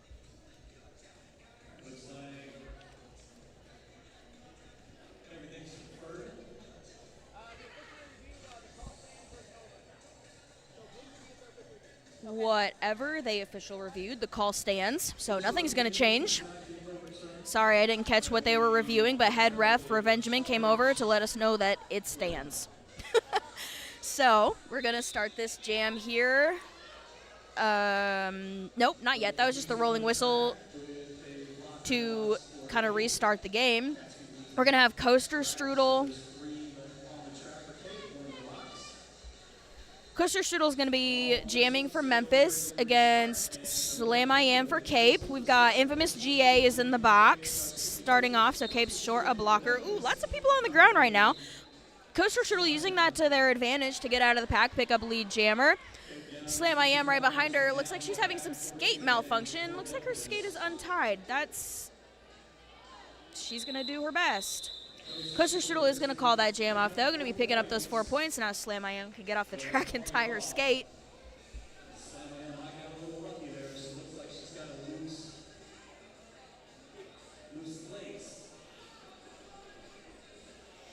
Georgia's still in the box. Didn't quite make it long enough in that jam to get her out. So we're going to be starting short 1 for Cape. Short 2 for Cape. We've got 2 in the box. Excuse me. Zoomies is going to be jamming for Cape Girardeau against Randy Kersey for Memphis.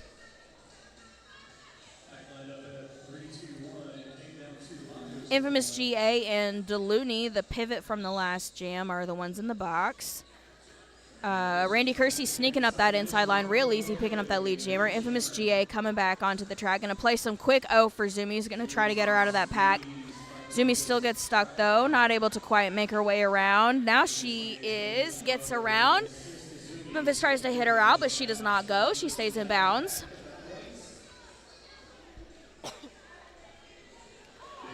Delooney is now joining her team on the track. Randy Kersey is going to call that jam, picking up her 4 points. None for Cape Girardeau. Stacy, yes, the new skate shop is called, I don't want to misname them here, Sig Tricks Board Shop. They are in downtown Cape Girardeau on Broadway. I'm trying to think of what they're next to. I don't know. But you can find them on Facebook. We've shouted them out a couple times on our Facebook page. They're pretty cool people, it seems like, and they've got a lot of cool gear for anybody to be able to pick up and go use. They've got roller skates, roller boards, bearings, helmets, safety gear, all that cool jazz. Back to the game, though. Looks like everybody's still working on their initial pass. We've got Harlow Nascara jamming for Cape and Blasphemous for Memphis. These walls are hard. Everybody's struggling a little bit. Harlow Nascara does sneak out on the outside line, picking up lead jammer. Blasphemous is still stuck behind Cape. They're doing a great job holding them. Blasphemous does get out for their initial pass, though. Harlow Nascara coming around, looking to pick up those points. And she's going to sneak past that Memphis wall. And we're going to take a quick break here, folks. We will be right back. Music.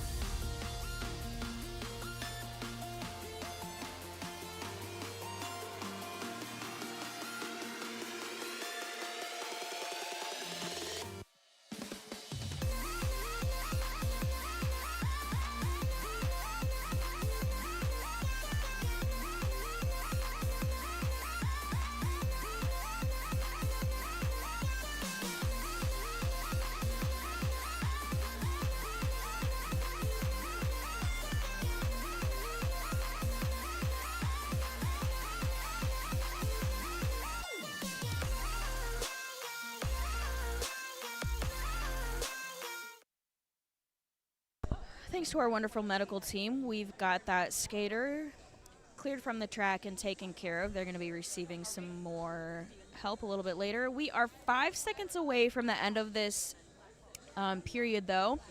So we're probably just going to go ahead and jump into halftime. We've got the officials kind of convening here for a second, trying to figure out how we're going to proceed.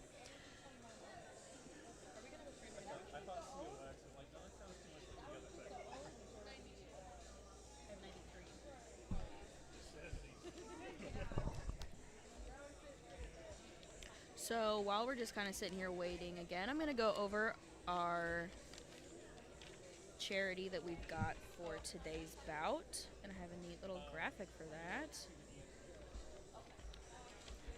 They haven't yet. SEMO NASV. If I can find it in my paperwork here. Sorry. Lovely. Southeast Missouri Network Against Sexual Violence, SEMO NASV, was formed in 1997 to serve as a first response agency to provide timely, compassionate, coordinated care for child and adult survivors of sexual violence. Because sexual violence has long-term and far-reaching effects on adults and children, SEMO NASV offers advocacy, counseling, and forensic care for all survivors of sexual violence in Southeast Missouri. Through the Green Bear Project, sexual abuse prevention programs are provided in schools, churches, and other youth organizations for children in pre-kindergarten through the 8th grade. The Green Bear Project also provides parents, grandparents, caretakers, and professionals with training to recognize and report child abuse. Classes are offered to schools, law enforcement, churches, and civic organizations to address Missouri's mandated reporter laws. You can visit their booth. Well, you're watching on live stream, so you can't visit their booth, but you can go to semonasv.org to learn how you can get involved and help out today. So, as I said earlier, all of our proceeds from today's ticket sales will go to this charity. We love supporting local charities in our community. And we just got word from our head official, Revengeman, that we are going to go ahead and get one more jam in this halftime. The skaters are just doing a few quick warm-up laps here so that they can get that blood flowing again. Before we get back, we're going to do one final jam in this half.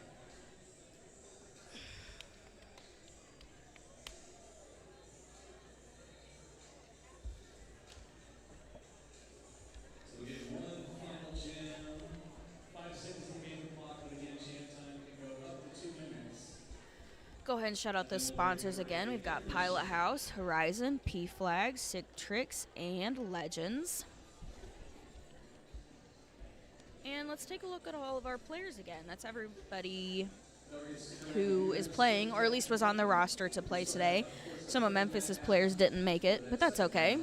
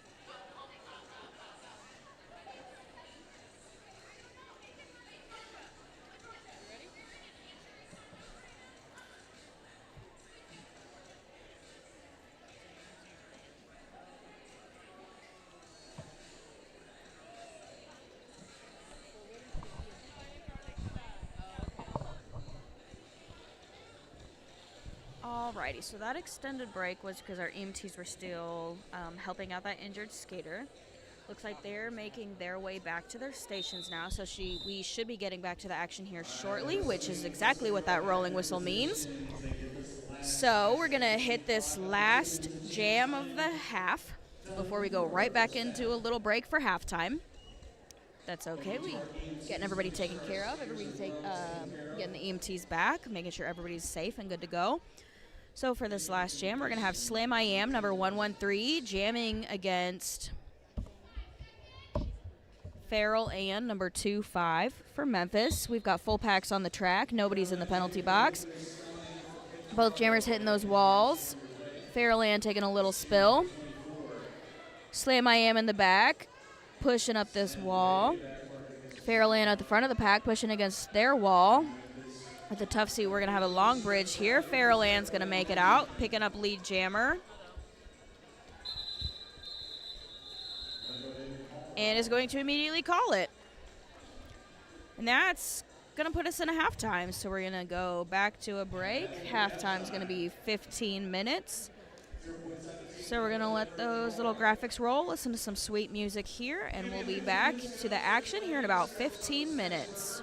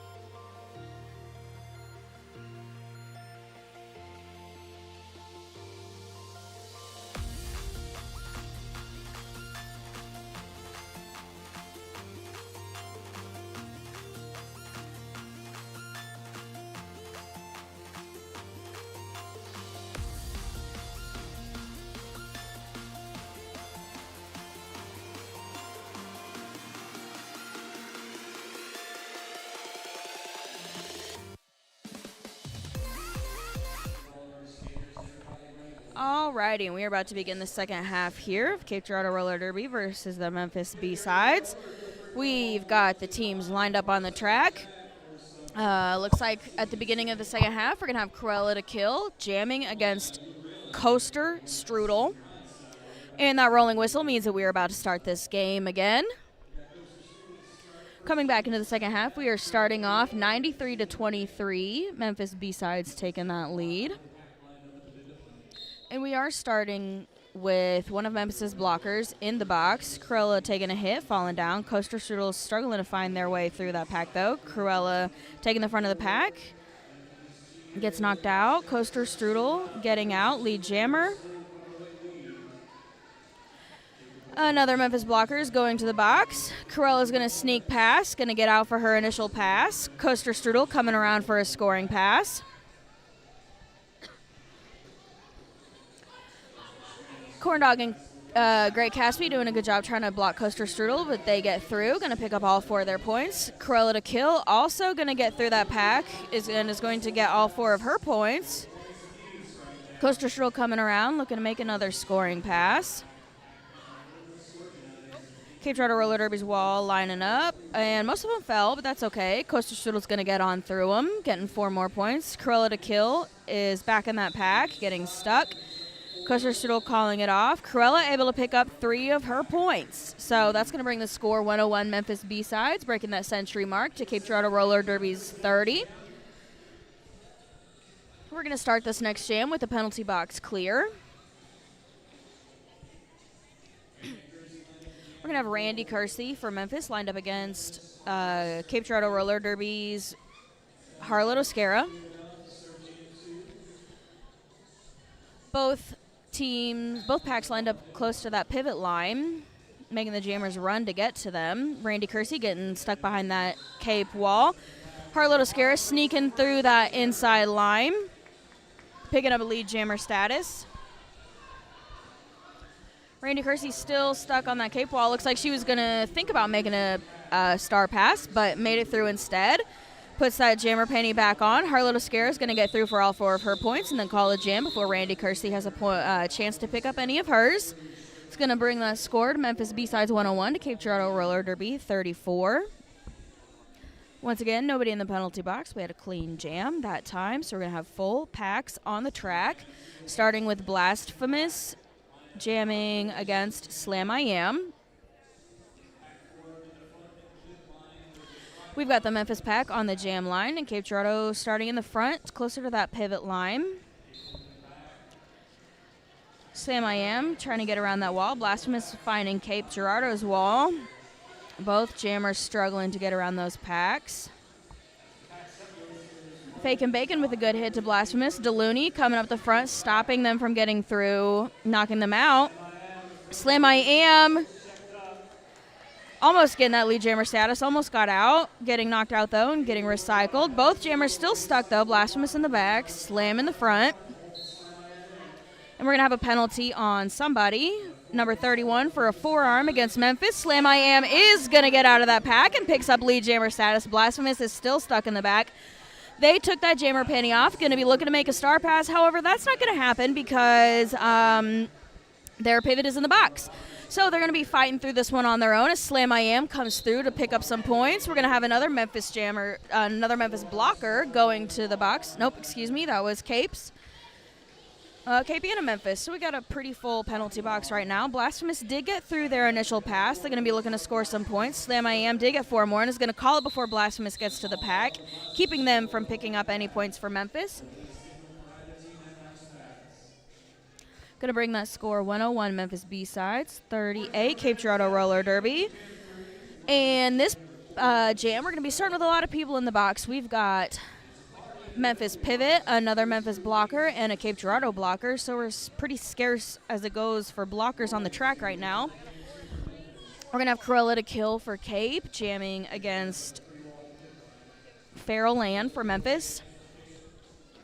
Both packs starting at the front. Cruella to Kill sneaking around, gets hit out though, going to recycle, but picks up lead jammer because they got through first.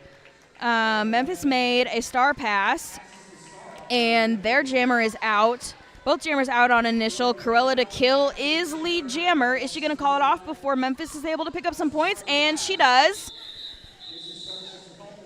And nobody gets any points that time. That was a good listen from Cruella from her coaches, calling it off before Memphis was able to pick up those points, because even though Cruella was lead, she did get stuck behind, and that happens sometimes. That was enough time on that jam to clear the penalty box, so we're going to be full packs on the track. We've got Harlow Toscaro jamming against Coaster Strudel for Memphis. As we go into this jam, we're looking at 101 to 38 for the score. Memphis is in the lead. Coaster Strudel at the front of the pack, trying to push through that Cape Girardeau wall. Harlow Toscaro getting hit out and run back. If you're hit out of bounds, you have to go in behind anybody that was already in front of you. So if somebody who was in front of you hits you out and then goes backwards, you have to go behind them, or else you get a track cut. So that's why you see blockers going backwards after they've hit somebody out, to just kind of make their jammer go a little bit further, work a little bit harder. If everybody bridges out and takes them really far back, we call that a soul crush.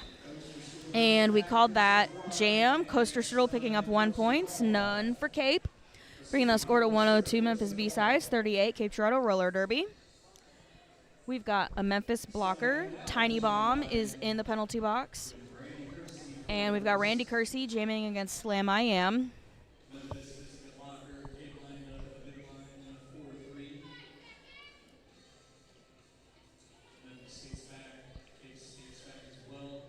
And both of those packs are moving back to meet their jammers on the jam line. Both jammers getting caught on those walls. Everybody's doing a good job getting through. Slam I Am sneaks out up that inside line, picking up lead jammer. Randy Kersey immediately taking that star panty off, looking for a pass, gets knocked out of bounds with a big hit. But the person that hit them also fell, so they can just jump right back in. It's kind of the tricky rule on getting knocked out sometimes.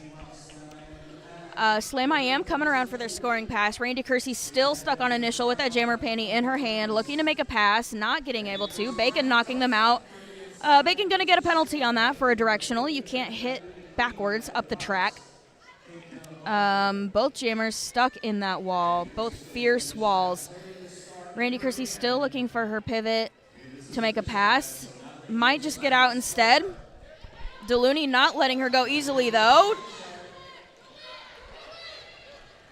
And Slam I Am's going to make it through for 4 points. Jammer gets out. Finally, no points. And we're going to take another quick break here.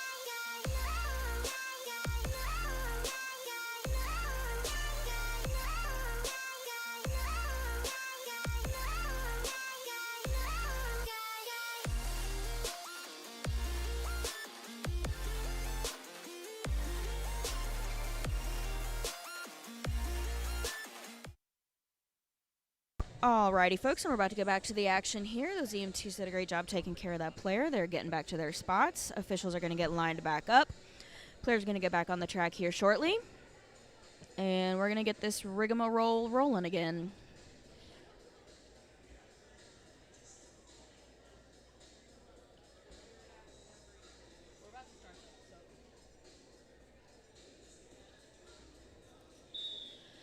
And there's that rolling whistle signifying that we are about to get this action back on track.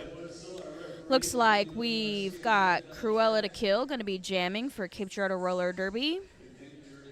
And Blasphemous for Memphis. We do have 2 Cape Girardeau blockers in the box starting this jam, Fake and Bacon and DeLooney. So Cape's going to be short a couple blockers. That's all right. They can do it. I believe in them. We'll be starting this back up. Memphis B-Sides 102, Cape Girardeau Roller Derby 42. Which is the meaning of life, by the way. And here we go. Curl to Kill again, stuck behind that Memphis wall. Blasphemous recycling themselves. Didn't really need to do that, but that's okay. Big hit from Infamous GA. Knocking down Blasphemous. Cruella to Kill still fighting on that pack.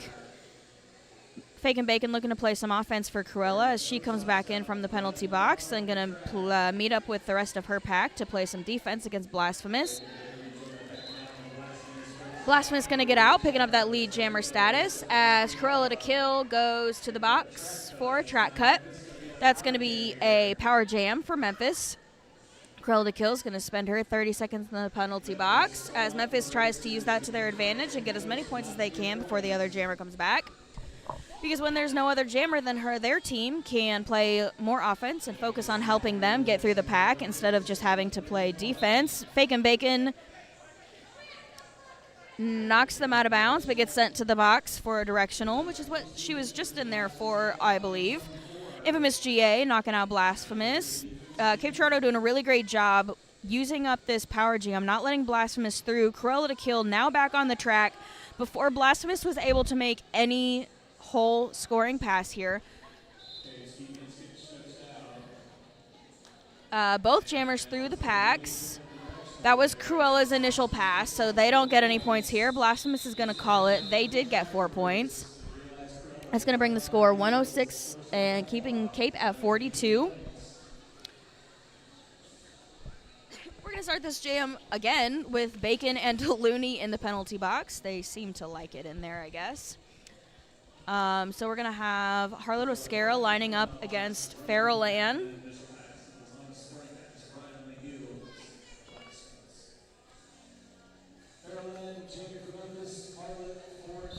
And here we go.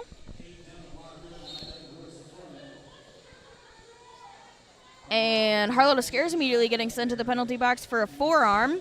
So once again, we're going to have a power jam for Memphis. Farrell Ann picks up that lead jammer status.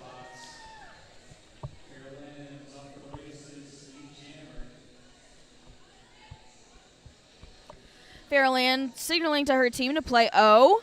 Cape Girardeau says, if you're coming for us, we're just going to keep running, though, which is a good, big hit from Bacon. And also Cat. Somebody's getting a penalty. That was the great Catsby. Farrell Ann picks up 3 of those points, though, before they call it off. Cruella to Kill did get cleared from the penalty box before that jam got ended. So we're going to have Slam I Am lining up against Coaster Strudel for this jam. And we again have 2 Cape blockers in the box. This time it is Unlucky Chucky and the Great Catsby. Full pack on the track for Memphis against Cape Girardeau's 2. Coaster Strudel easily going to get around those 2 Cape Girardeau blockers.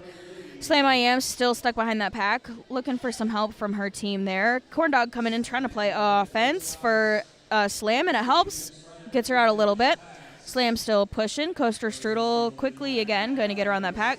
Got 1 Corn Dog left to pass, and they do. Picking up all 4 of those points. Here comes Unlucky Chucky back onto the track. Coaster Strudel's going to call it, though. We got 4 points for Memphis on that one. None for Cape. 113 to 42 is that score, and we're going to take a timeout from Cape Girardeau. So we're going to have a quick little team timeout here. I'm going to kind of try to regroup, figure out what's going on.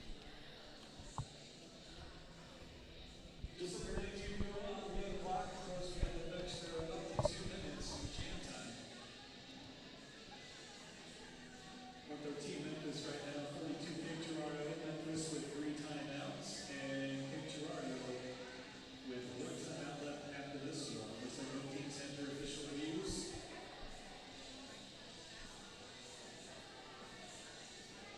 And also looks like Turk Dog wants to serve you some smash burgers, some dogs, some chips, some nachos, some fries, load up with some chili and cheese, and hook you over with lemonade. Back there, they're waiting in line right now.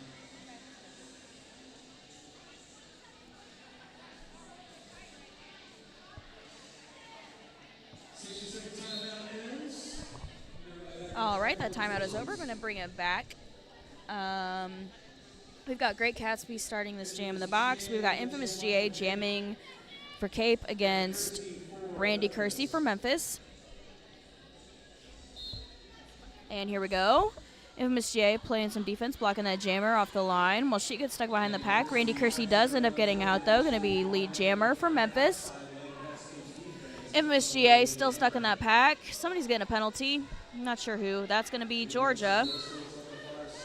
And she's probably going to pick up a second one there for skating through the middle of the track. You're not supposed to skate through the middle. That's where the officials live, and they don't like anybody coming into their home. So Georgia's going to be sitting for a whole minute. Memphis gets out, going to be getting 4 more of those points. Randy Kersey coming around, signaling to her blockers to play some offense for her. Going to be looking to pick up some points on this power jam. Gets knocked out to the outside. We've got a no pack called. Cruella to kill. Doing a good job taking her to the line. Car crash filling that hole, hitting her out, bringing her back in. Cape Girardeau doing a great job reforming, staying together. And Randy Kersey is going to call it. Keeping Infamous GA in the box. Memphis Pivot is also going to be sitting in the box for the beginning of this jam. That is Scream Cheese.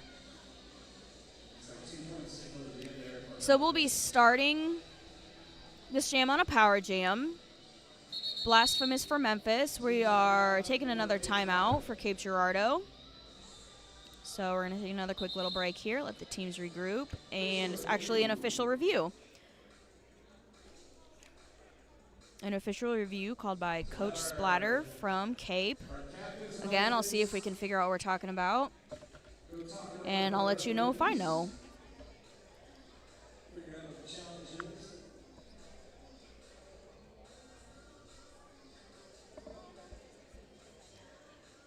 And during this official review, our DJ has decided to play the Cupid Shuffle. So let's see if our players decide to have some fun and participate, do a little bit of dancing out on the track. Doesn't look like they're feeling it this time, though.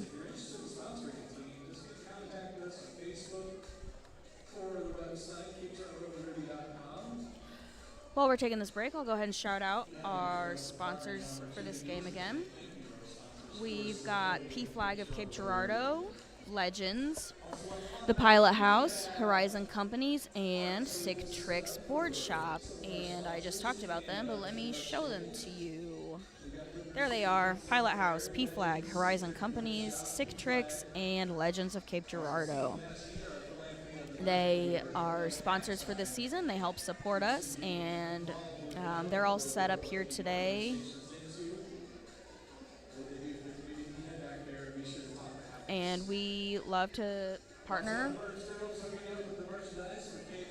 with local businesses and organizations, as well as our charity for today, which all the proceeds from our tickets will go to, is SEMO NASV, the Southeast Missouri Network Against Sexual Violence.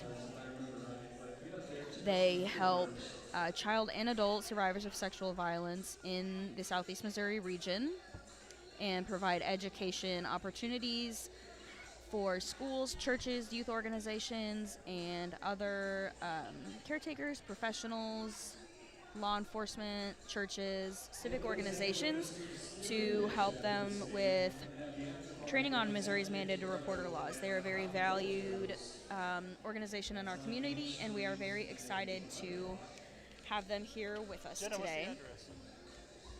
Papa Mojo's.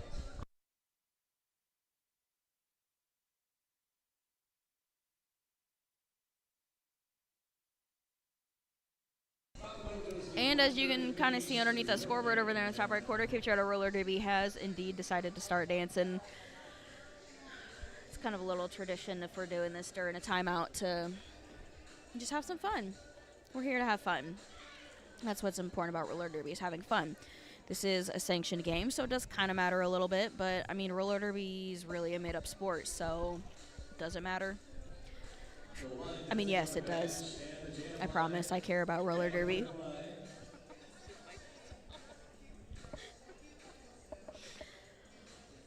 But more importantly, we are here to have fun. Right now, we've got the officials discussing whatever it is they're talking about. And then head ref Revengeman will come let us know whether it was stands, overturned, or whatever. There's also official timeouts would be where they touch their shoulders. And then team timeouts, of course, would be a team and pointing to the team that took it. I hope you guys are watching and are having as much fun as I am today. This is a fun, exciting game. Like I said, Cape Girardeau's first sanctioned game. Memphis, I think, has been around the block a couple of times being sanctioned, but we are very excited to get this ball rolling for us. We've got this game today, and then at the beginning of September, we are headed down to Hot Springs, Arkansas to play in a sanctioned tournament, which is very exciting. So it looks like head ref Revengeman is meeting back up with the coaches to let them know their decision.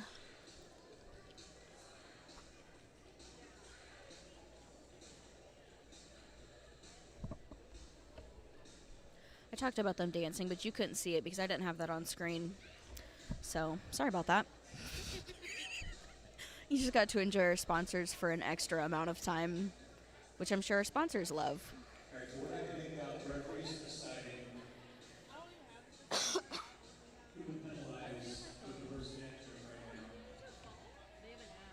Very competitive debate going on. It's either something. You gotta get the Missouri Evergreen.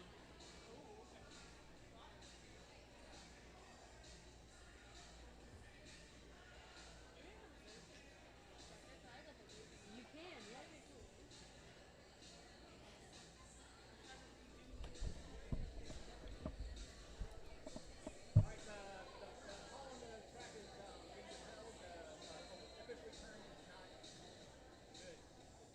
Rejected.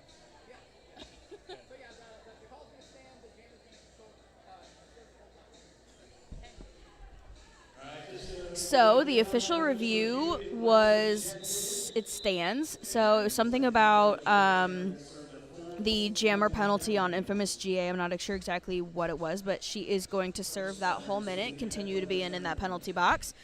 So we will start this jam on a power jam from Memphis, and Cape Girardeau loses their official review. And here we go. And we are just running. Memphis blockers are going, Cape Girardeau blockers are going, and sometimes that's just the way to do it. If they run, you run. And Memphis has now stopped, so Cape Girardeau has to actually play some defense. And we've got a penalty on somebody. Unlucky Chucky being that jammer's worst nightmare, not letting them through. No pack was called, though, so Blasphemous is out. And lead jammer, but infamous GA is back on the track on their initial pass. Big hit to Memphis, going to get through real quick on their initial. That penalty earlier was on Unlucky Chucky, so she's in the box. Blasphemous is now back at the pack, looking to score some points as infamous GA comes around, going to try to score some points also.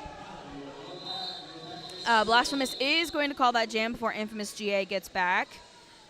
Blasphemous is going to pick up 2 points, bringing that score 121. Memphis B-sides to Cape Girardeau Roller Derby's 42. We are going to be starting this jam with one blocker apiece. No, we got a second one in there for Memphis.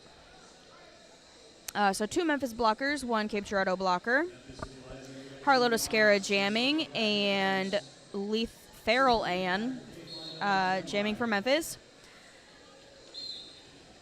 Farrell Ann's going to pick up that lead jammer status here pretty quick. Corn Dog is now going to the box for a multiplayer for Cape Girardeau. Unlucky Chucky back on the track, though. Harlow Toscara gets out of the pack for her initial pass. Farrell Ann coming around looking to score points. Getting stuck behind that wall. Unlucky Chucky with a big hit, and Farrell is going to call that jam. Picking up all 4 of her points, but none for Cape.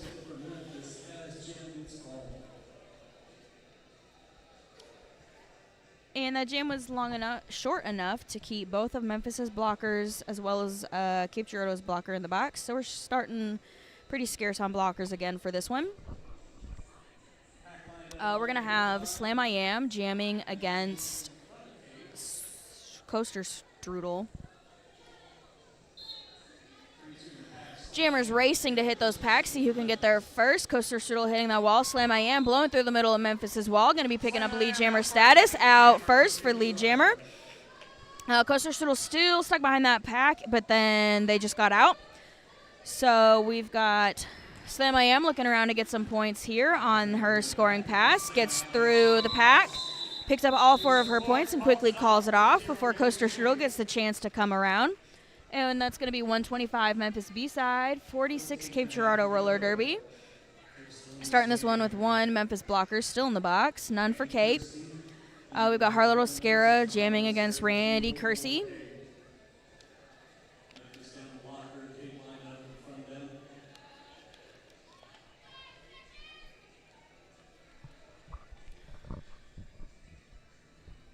Here we go.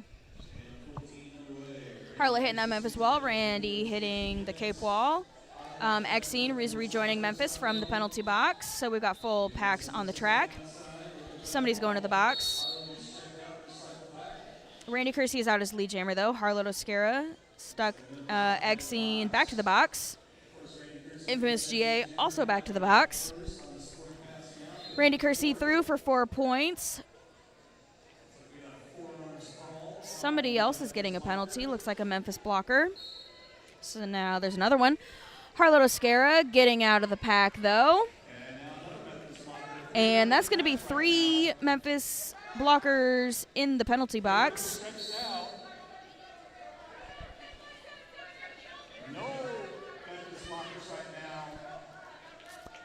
Harlow Toscara getting around for all 4 of her points. Randy also getting points. Lots of confusion on Memphis' side. We've got everybody going to the box, but only 2 of them can be in the box at the same time. Yeah, I guess kind of complicated when you've got more penalized blockers than chairs. Harlow Toscara is going to get through for 4 points. I think we've sorted ourselves in the penalty box now. We've got 2 blockers in there, 2 back on the track. Randy Kersey stuck behind that Cape Girardeau wall. They're doing a great job reforming around her. Harlow Toscara sneaking past those 2, gets hit outside, going to recycle. Both jammers fighting really hard to get through this pack right now. Harlow Toscara takes out Exene, is fighting against one last blocker, trying to push them out to the edge so that we can no pack. Randy Kersey getting knocked down. That was an eventful jam. We had 12 points for Memphis B-side, 11 for Cape, so pretty close jam as far as that goes. At the end of the day, looks like we've got 1 Memphis blocker stuck in that penalty box. Looks like Memphis is going to call a timeout. So we're going to do a little team timeout here.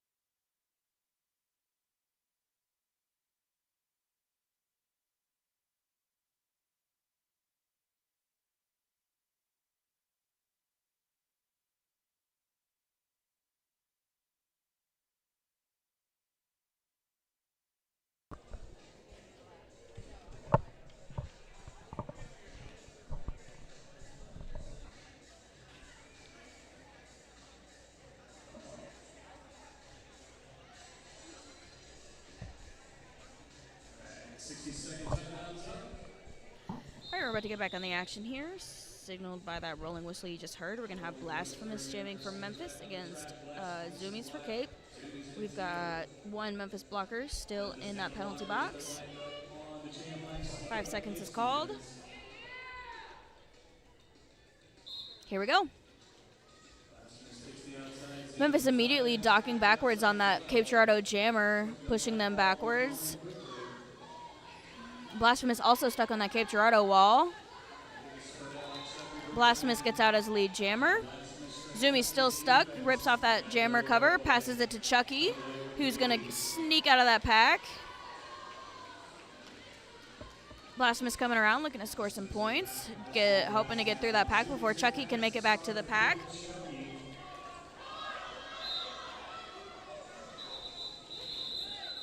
Blasphemous calling that jam. 4 for Blasphemous, none for Chucky. Delooney is going to the penalty box for a forearm.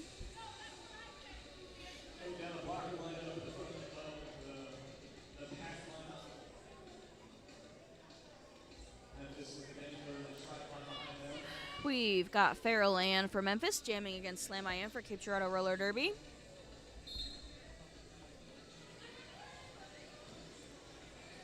Slam I Am quickly getting around the pack, finding the inside line, sneaking out for lead jammer.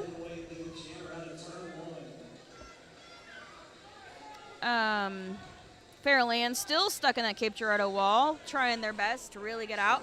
Corolla to kill with a good hit, getting around that wall finally for their initial pass.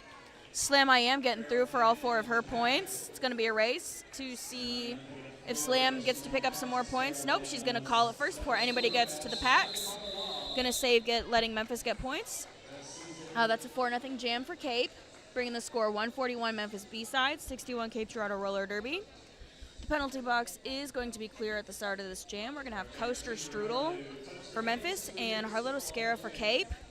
Both packs lining up close to that pivot line up there.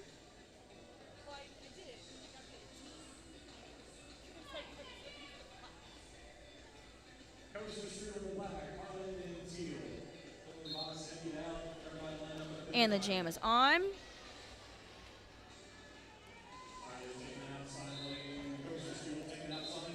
Coaster Strudel getting lead jammer for this one. Harlotte Oscara sneaking out quickly on the inside. We've got a Memphis blocker going to the box. Coaster Strudel is back to the pack, looking to score some points. Big hit from Chucky, keeping Coaster Strudels from getting through all the way. Picking up only 3 of those points. Harlotte Oscara gets no points. Score now is 144 Memphis, 61 Cape Girardeau.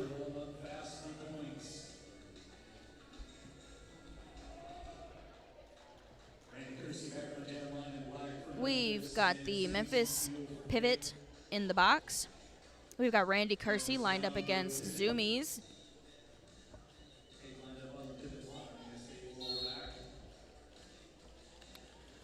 We've got both jammers looking for that inside line. Both jammers getting hit out. No lead had been assigned yet, but Randy Kersey already took off their jammer panties, so she is not going to get the chance to get lead. However, Zoomies gets it anyway, so it doesn't matter.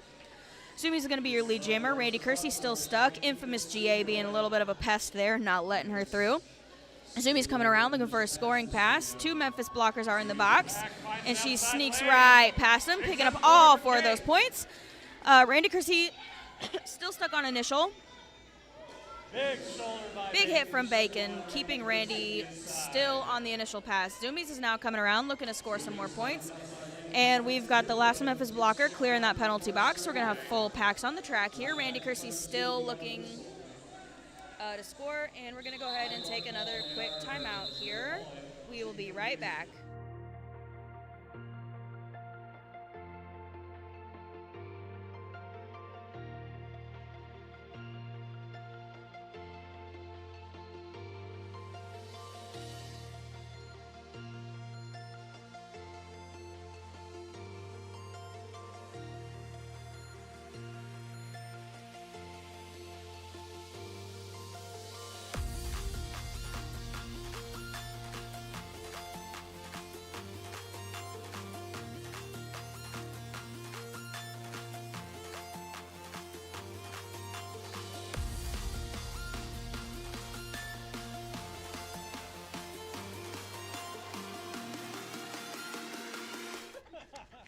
we're going to get back to the action pretty quickly here this time. On that last jam, we had 6 points for Cape, none for Memphis.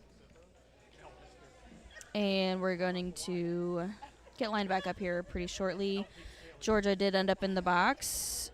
Georgia, infamous GA, fouled out. That was her 7th penalty.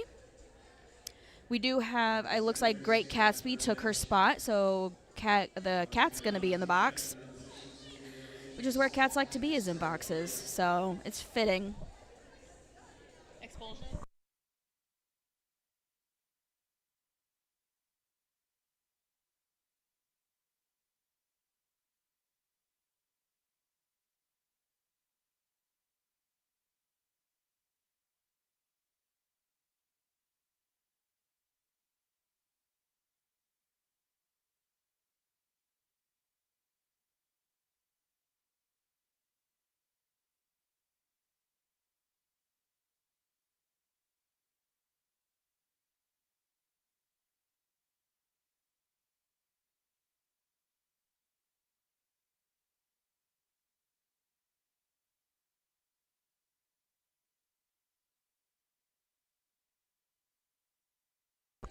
So right now we're just kind of waiting for everybody to get figured out here.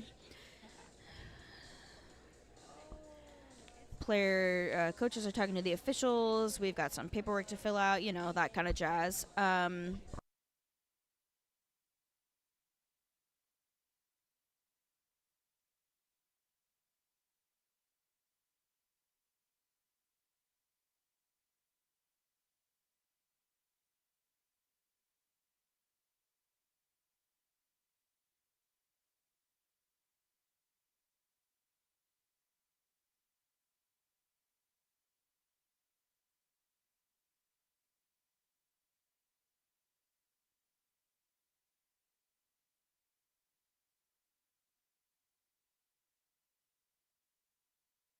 So we're just in a little bit of an official timeout right now. We'll get back to the action here quickly. When we do, we've got Memphis is 144 to Cape Girardeau 67. We're going to have just shy of 8 minutes left in this game.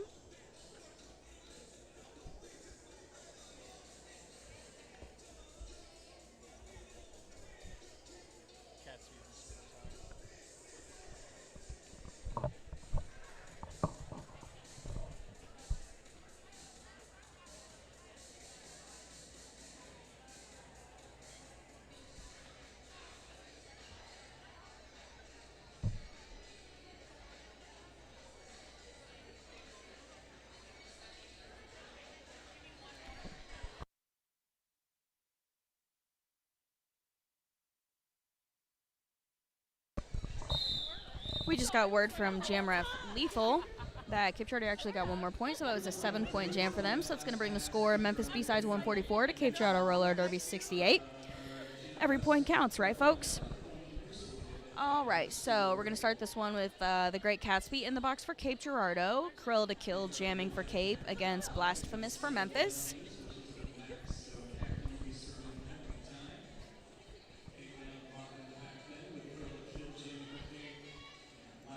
5 seconds was just called, so we're about to get started. And here we go. Krill to Kill looking for that outside line. Blasphemous also getting stuck there. Krill to Kill kind of getting pushed up by the Memphis blockers, helping her out a little bit there. Krill picking up lead jammer pretty quick. We've got a Memphis pivot going to the box. Blasphemous still stuck behind that Cape wall. Looks like they have taken that jammer panty off, but gets out anyways. Going to put that helmet cover back on so that they can hopefully score some points on the next pass. Krill to Kill sneaks through, picking up all 4 of her points, and it's going to call that jam before Blasphemous has a chance to make it back to that pack. 144 to 72. We're exactly half of Memphis's points right now. So that's pretty cool. Neat little look at the numbers. We've got just shy of 7 minutes left in this game. And we've got Babe Runner and the Great Catsby in the box for Cape Girardeau. And we've got Dill Pickle, the pivot, in the box for Memphis. We've got Harlow Oscara jamming against Farrell Ann on this one. Great Catsby quickly getting back to rejoin her pack on the track. Harlot stuck at the back of the pack. Farrell Ann gets out, picking up lead. Harlot Scare is going to get out of the pack, though. And the penalty box is almost clear. We've still got Babe Runner, who just stood, so she's got 10 seconds left. Chucky knocks out Farrell Ann, going to run her back, and Farrell Ann calls the jam, letting Cape pick up 1 point. Memphis picking up 3 points. 147-73 on this one. And we've got Babe Runner still iced in the box. Zoomies will be jamming against Coaster Strudel.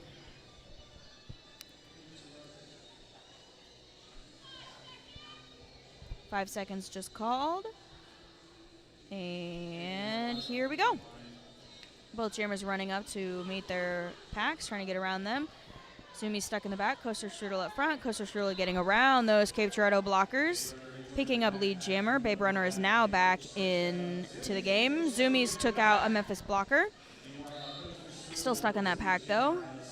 Fighting just one blocker left. Exene at the front of the pack. Oh, Exene's getting some friends to rejoin her. Making it a little bit tougher.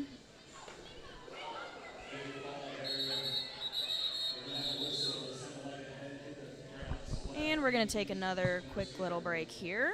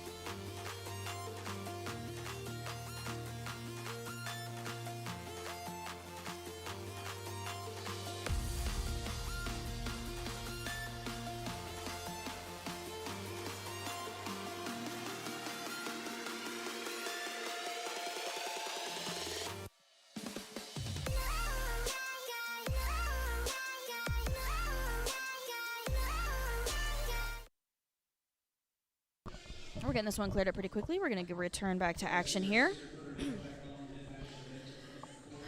Skater did get off the track on her own, so that's always a good sign.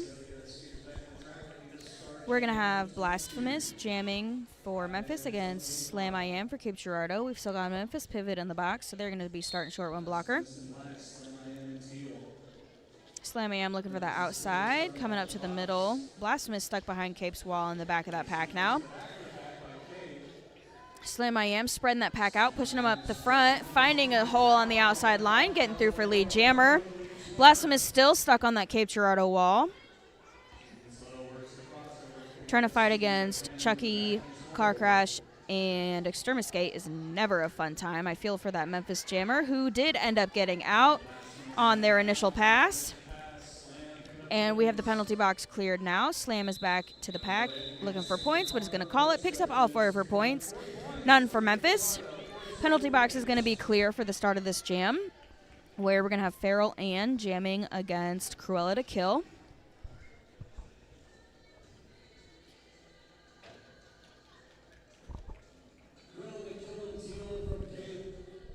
Full packs on the track for this one. 5 seconds just called.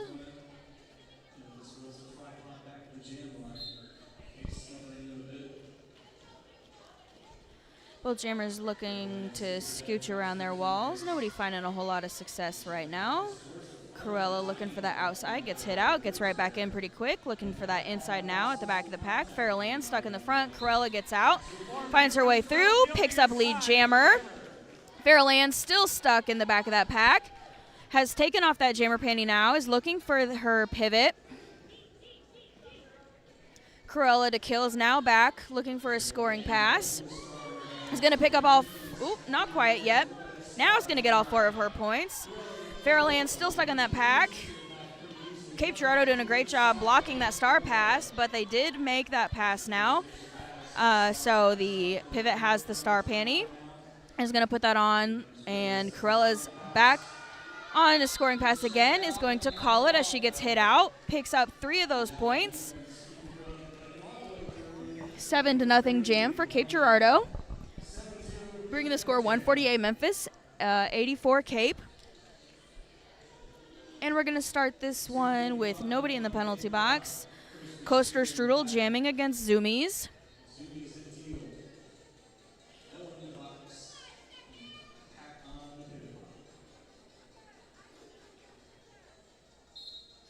And here we go. We've got Coaster Strudel sneaking around the outside, picking up lead jammer. Zoomies is still stuck behind that Memphis wall.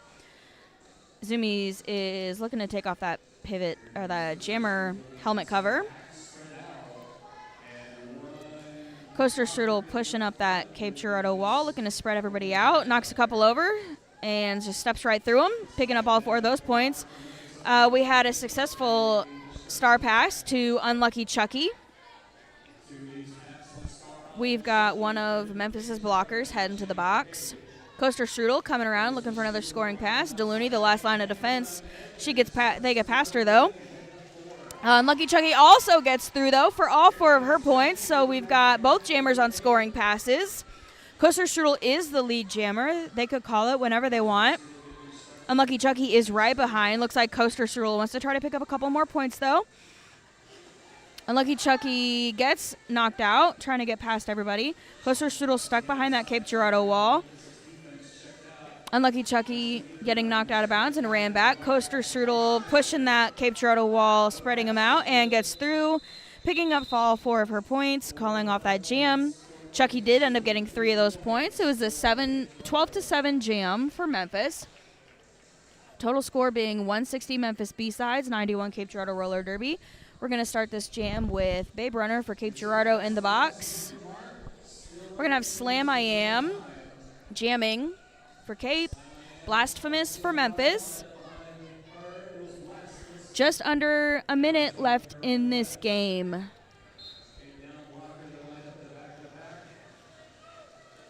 Both blockers hitting their wall. Slam I Am pushing forward, picking up lead jammer. Blasphemous stuck all the way in the back of that pack. Blasphemous has taken that star cover off their head. Looking to make that star pass. Slam I Am coming through for that scoring pass, picking up all 4 of her points. Blasphemous still fighting their way through that Cape Girardeau wall, trying to find that pivot so they can pass the panty. Ends up getting through.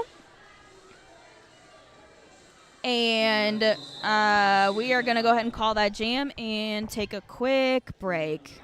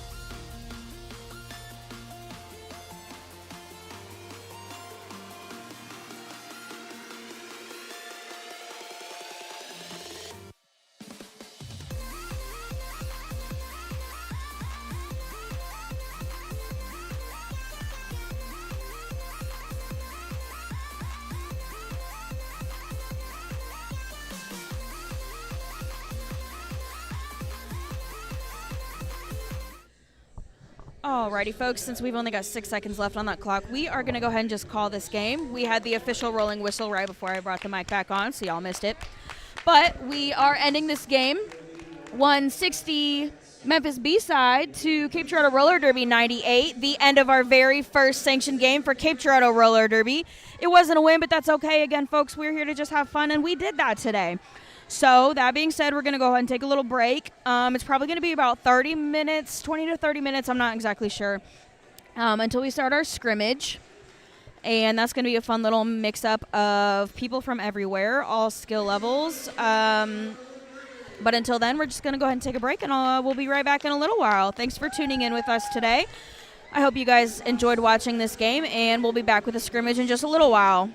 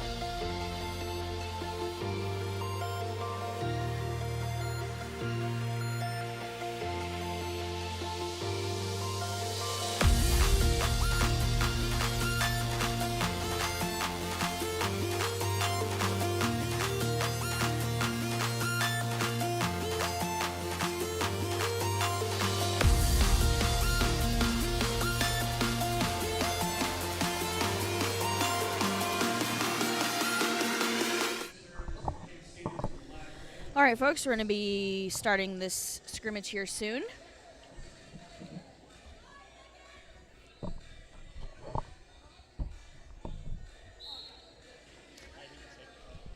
We've got Donna Diablo jamming on the white team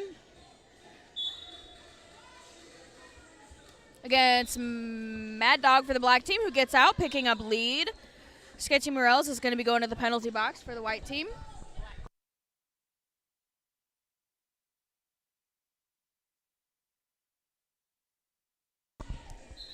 And Mad Dog's going to get all 4 of her points and then call it off.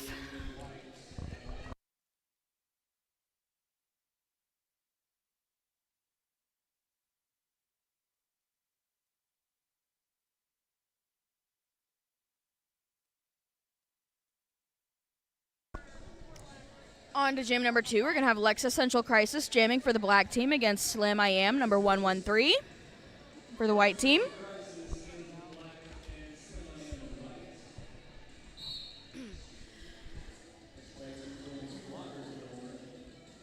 White team is 2 blockers short. They're in the penalty box. Slam IM does get out first, picking up lead jammer status for the white team.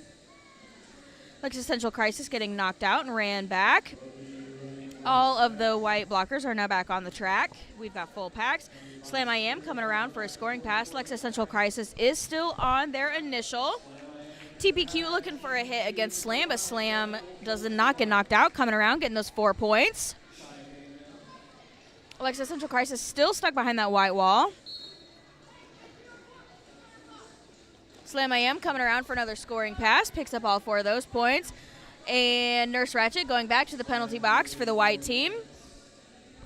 Existential Crisis still stuck behind that white wall. And she has taken off the jammer panty and is getting recycled. She'll be looking for her pivot. Slam IM, another 4 points. Existential Crisis looks for that pass to Swift Victory, who gets swallowed up by that white wall. Slam IM gets knocked out and ran back. Slam IM going to look for that inside, sneak around and get 4 more points. Swift Victory still stuck in that wall, getting knocked down. Going to be ran back. Swift Victory is going to get a track cut because she did not enter behind the person who hit her out. So Swift Victory will be going to the penalty box for 30 seconds, leaving Slam IM on a power jam.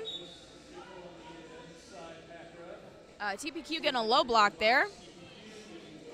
Slam IM also going to the penalty box. Oh, nope, TPQ not getting the penalty. It was Slam IM. So this is going to be a tricky situation. So both of the jammers are going to be sitting for literally a second, and then they're both going to go back to the track at the same time. So the whistle's going to blow, and then they're both going to get released because neither of them actually got to the penalty box to serve any time. So they both sat down at the same time at the beginning or at the end of that jam.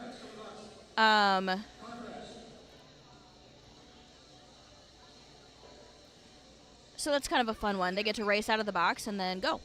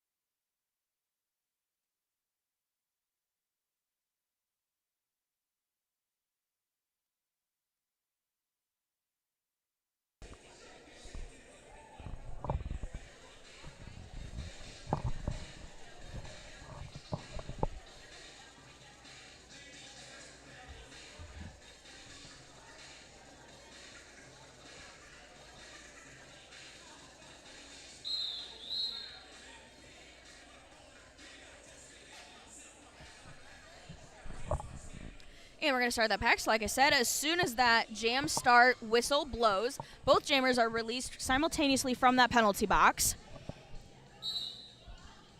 And nobody's going anywhere. Here they come. A little bit of confusion there. And we're going to get a track cut for Swift Victory because Fake and Bacon ran back, and Swift Victory has to come in behind all the blockers. Slam IM did not get the cut because as she comes back in, she can come in legally in front of one of her blockers, which she did. So Slam IM picking up that lead jammer status while Swift Victory is sitting in that penalty box, and we've got a black pivot joining their jammer in that box. Slam IM coming around for a scoring pass, getting knocked outside. Sneaking around those black blockers, but gets knocked out. Coming back in, getting recycled, pushing through that wall. Looks like we've got some offense coming from Bones Appetit. Slam I Am getting through for all 4 of those points. Speaking of Bones Appetit, it is her birthday today or so, I'm told. So happy birthday to Bones. We love that she's spending her birthday with us. We think it's pretty fun here, so I guess she does too. Anyway, Swift Victory and her pivot are back on the track now. Swift Victory will still be working on that initial pass as she never got through. Slam I Am coming around for 4 more points. We got a pretty big tangle up on the track here with Swift Victory. Slam went ahead and called it off. No points for Swift Victory. That was a big jam for the white team.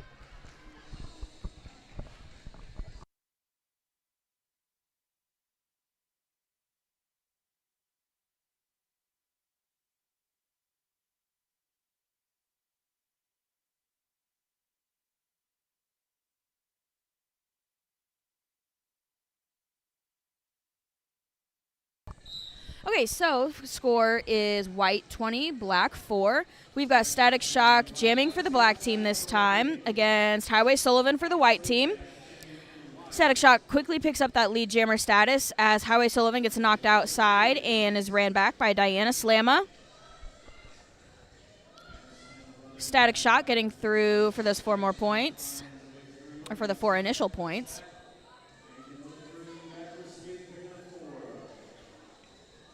Highway Sullivan's still stuck on that black wall. They are a tough fight for him. Static Shock fighting past that white wall, picking up 4 more points. Highway Sullivan getting out on his initial pass. So now both jammers have scoring opportunities. Static Shock coming in, falling to the ground, and is getting a penalty. So this is going to be a 2-minute jam. Static Shock loses his lead jammer status. And Highway Sullivan fighting through that black wall, looking for some offense from his teammates. Sometimes the best offense is just to stop rolling and force the no pack, forcing that front pack to just spread out. Pack is stuck in the back as the white team has what we call a goat. Harlow Scare going to the box. Highway Sullivan getting out, going to pick up 4 points for the white team. Static Shock is standing. Highway Sullivan coming around looking for another scoring pass. Static Shock about to re-enter the track. He is also on a scoring pass. Big hit outside to Highway Sullivan from Diana Slamma as Static Shock gets around that white wall, picking up 4 more points for the black team. Highway Sullivan still stuck on that wall there, getting hit out by a Diana Slamma. Little apex jump from Static. Blue Sleigh Shoes taking the run back on Highway Sullivan. And that is the end of the 2-minute jam. 16 points for black, closing that gap. Brings it to 24 white, 20 black.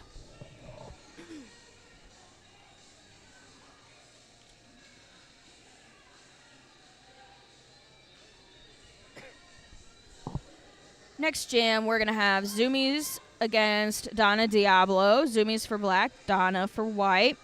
Penalty box is empty. Full packs are on the track.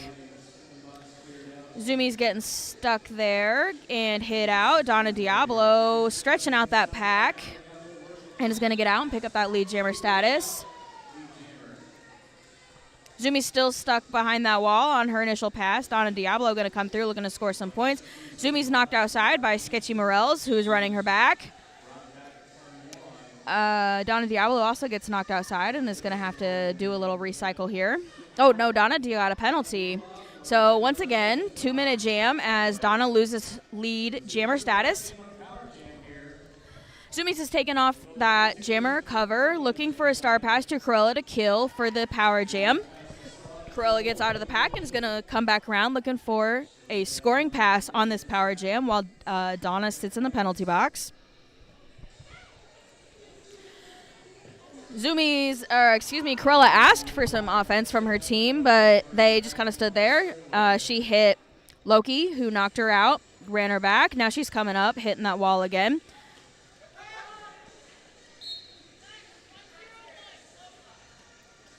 Donna Diallo is back on the track now as Cruella to Kill gets a low block penalty heading to the penalty box. So now it's going to be a power jam for the white team. Chucky looks to try to hit her out of bounds, doesn't quite get it out. So Donna's going to get all 4 of her points, going to come around looking for another scoring pass. We've still got about 30 seconds left in this jam as Donna looks to score some more points. And she's got all 4 of them.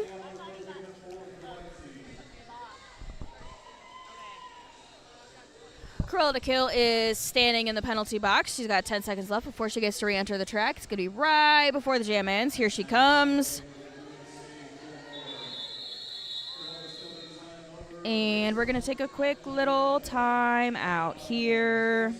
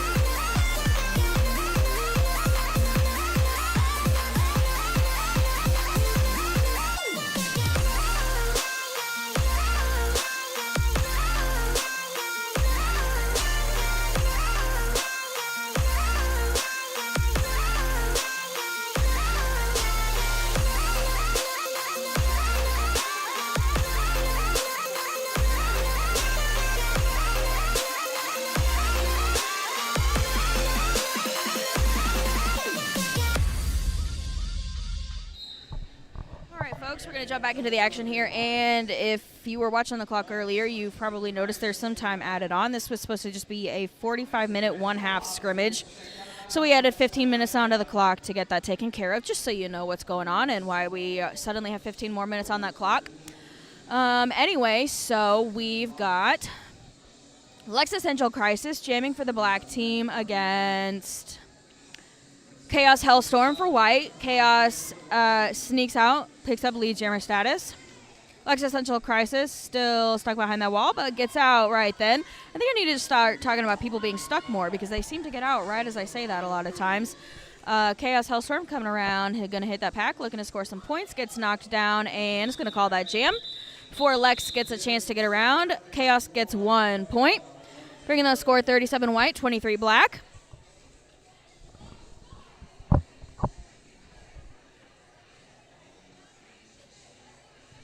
We've got Slam I Am in the penalty box for the white team. Delooney jamming against Mad Dog coming up here in this jam.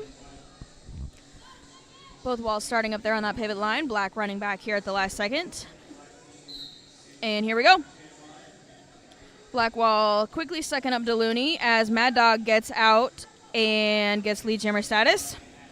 Delooney getting knocked out of bounds. Static running her back.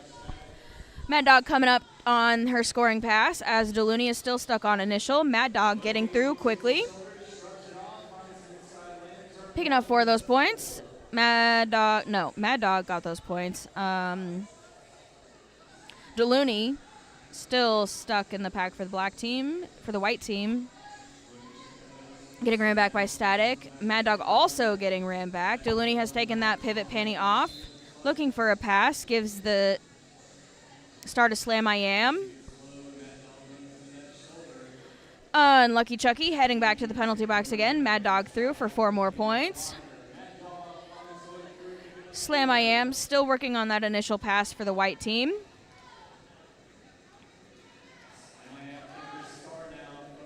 No pack being called. Slam I Am getting out, making that initial pass, and Mad Dog is going to go ahead and call that jam.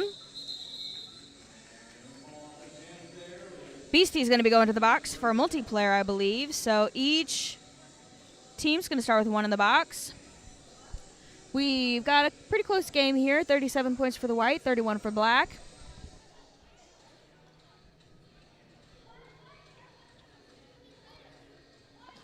White team might start this jam with too many points. Nope, there we go. Loki got off, but has the pivot panty, so we're going to do a little switcheroo. She hands it to somebody else on the track. Runs back off. We're going to have Donna Diablo jamming against TPQ, who quickly sneaks out and gets lead jammer status.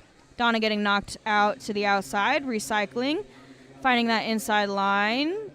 Fighting against Cruella to kill there. That black wall recycling up against her, but she ends up getting out on their initial. TPQ taking a little hit there, sliding outside, coming back in, running up that inside.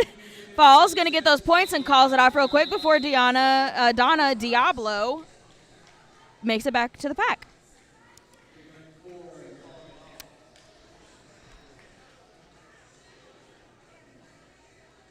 TPQ stands for Taurus Pallidus Quietus.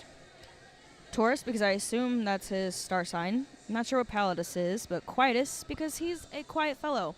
A man of few words. But we just call him TPQ because it's a lot easier to say and remember. Anyway, so Beastie is starting this jam in the box for the white team. We've got Diana Slamma jamming for the black team. Chaos Hellstorm for the white team, picking up lead jammer status.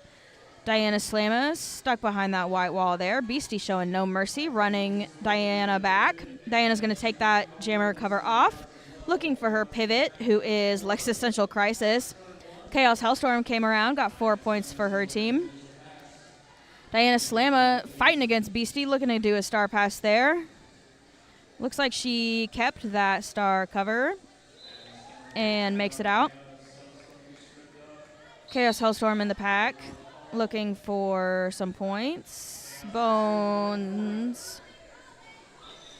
Rectangle going to the box for the black team for a low block. And at the end there, no points on that pass for anybody. For the jam, though, white Chaos Hellstorm got 8, none for black. So we'll be starting this one with rectangle. In the box for the black team, we've got Diana Slamma jamming for white, Static Shock for black.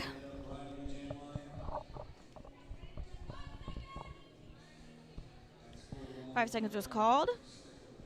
And here we go. Static Shock quickly getting around that white wall, picking up lead jammer status, while Slam I Am is stuck in the back of that wall. Black doing a great job reforming around here. Big hit from Harlot Oscara. Slam ends up knocking her down, though, getting out for that initial pass. Static Shock coming around looking for some points. Hitting that white wall, sneaks through, gets 4 of those points for himself and his team. Slam I Am coming around on the scoring pass. We'll see if Static calls it before she's able to get some points. Nope. He's going to come through, going to sneak out for those points. Diana's Slam I Am getting through. Harlot Oscara coming to meet her in the front. Big hit from Harlot. And another big hit from Harlot, not showing any mercy to Slam I Am. Harlot getting a penalty for that one, letting Slam get out. 4 points for each of them. Static Shock playing a little bit of defense for himself.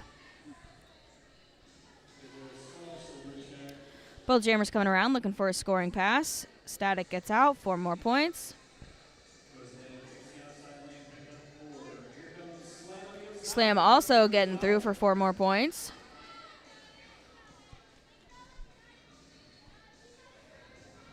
Static is your lead jammer. He, however, does not like to call jams. So we're, there he goes.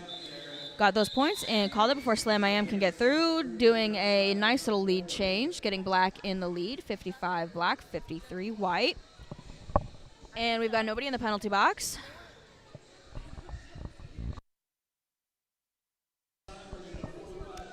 We're going to have Swift Victory jamming for the black team against Donna Diablo for the white team.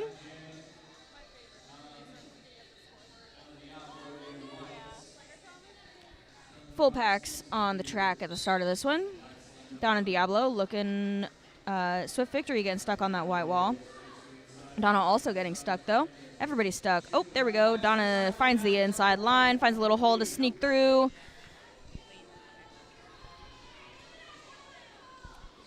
Swift Victory also out of her initial pass. Donna Diablo coming through on her scoring pass, looking to score some points. And is going to call it before Swift Victory gets a chance to score any. Picking up 4 for white. And another lead change. No one get no points. Bringing white 57, black 55. And penalty box is still clear. We're going to have Lex Essential Crisis jamming against Bones Appetit, the birthday girl.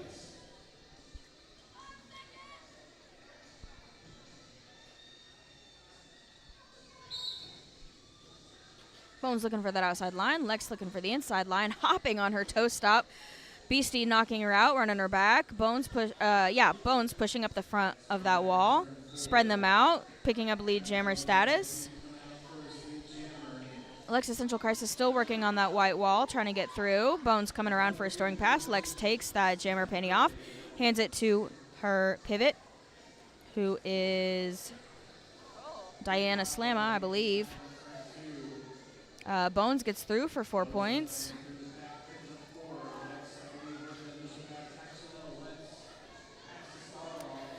So Diana Slamma is now your jammer of record for the black team, as that was a successful star pass. Bones Appetit fighting through that black wall for 4 more points and is going to call it before Diana gets the chance to get out at all. No initial pass for the black team.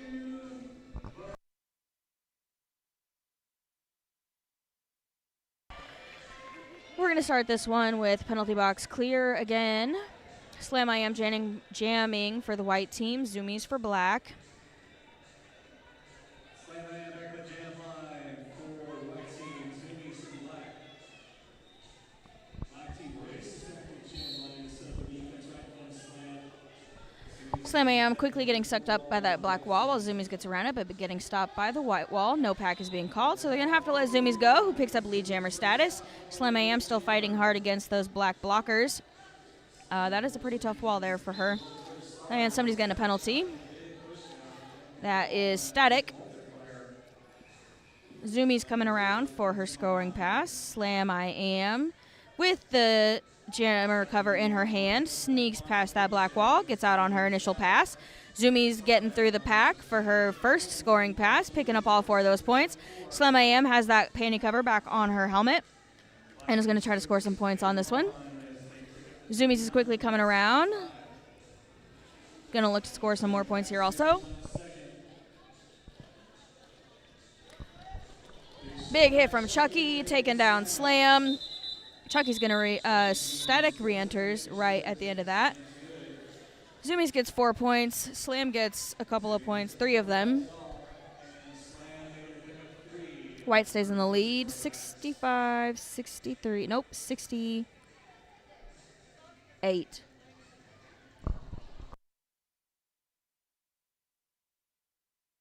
$67 to 63. Oh, that's 3. I couldn't count her finger, sorry. Up one more. There you go. 68.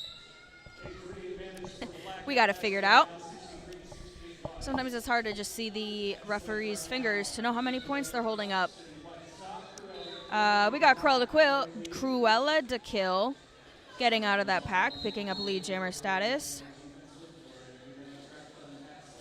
Pat Slajak is still the jammer for the white team. Has the jammer panty in his hand, though, gets a penalty. Going to be sitting in the box for that one. So Cruella has a power jam. Going to be taking full advantage of this while Pat is in the box.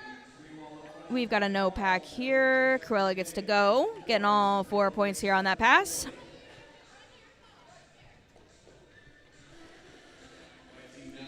Cruella de Kill is going to call it, icing that jammer and a blocker in the box, so White's going to start short. Both Sketchy and Pat Slajak are standing, so once that whistle blows, they're going to have 10 seconds standing in the box, and then they'll get to rejoin their friends on the track. But for now, we're going to have Mad Dog on the track for the black team, starting off on a power jam. And we're going to have a team timeout. Take a little break here.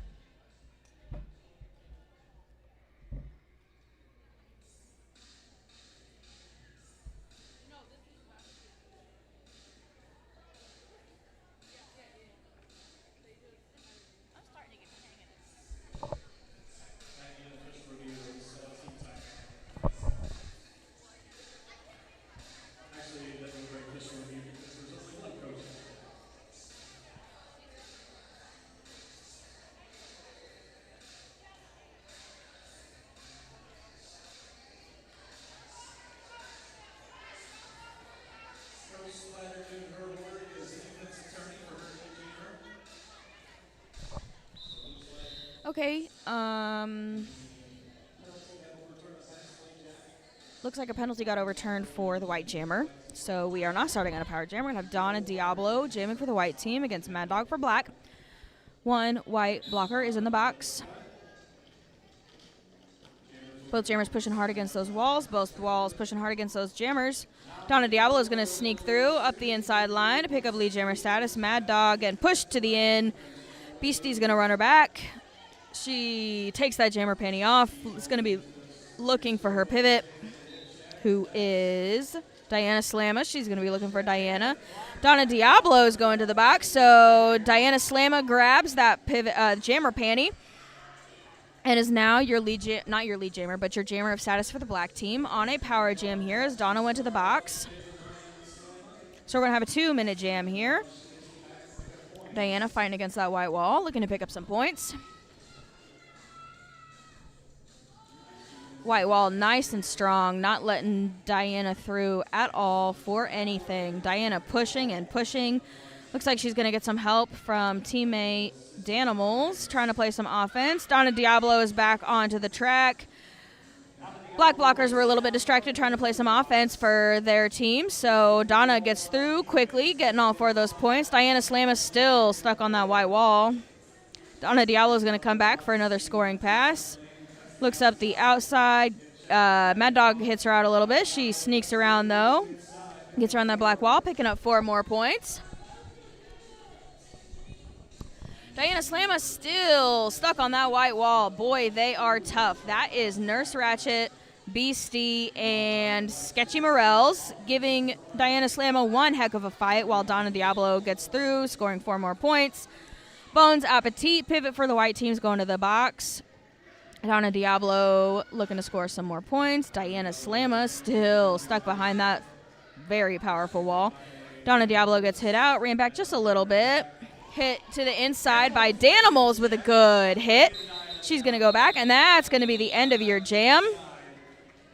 A tough fight for Diana Slamma, while Donna Diablo picked up 12 points. Diana Slamma did get 4 points.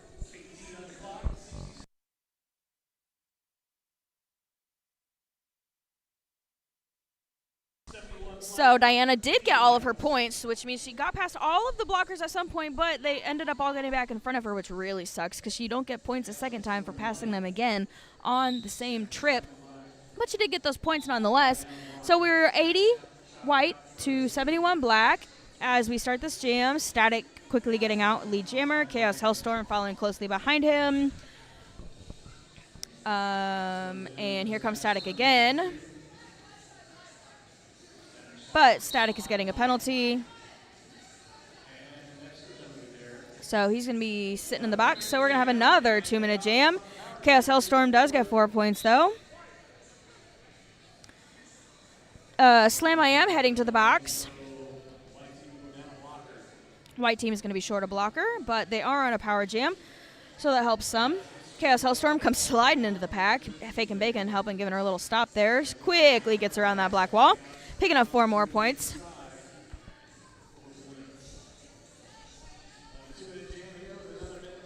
Both walls are just a-rolling right now. Chaos Hellstorm coming around again, looking for another scoring pass. Spreading out that black wall. Just Chucky left to get through. Chaos going down. Big hit from Chucky. She's all right, though. Slam I Am is back. Static, I don't know what he did, but he must be serving 2 penalties because he's been in there for a while. But he is standing now and is back on the track.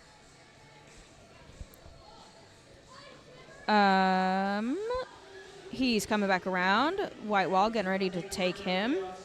Chaos did give her helmet cover to Bones Appetit, doing a little star pass there.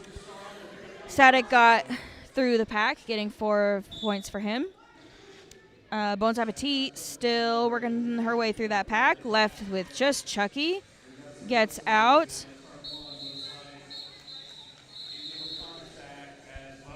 Bones should maybe get 1 point because she had the star on her head before she passed Chucky.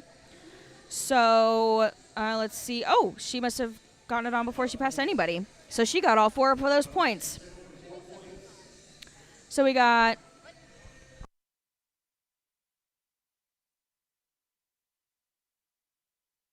$88 white, 79 black. That was a good star pass, and good thinking to get that star on her head before she passed those blockers because it wasn't an initial pass.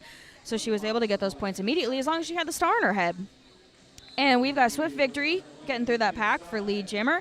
Delooney for the white team, stuck behind that black wall. Maybe she was reaching up, looking to maybe find a pivot, but her pivot just went to the box.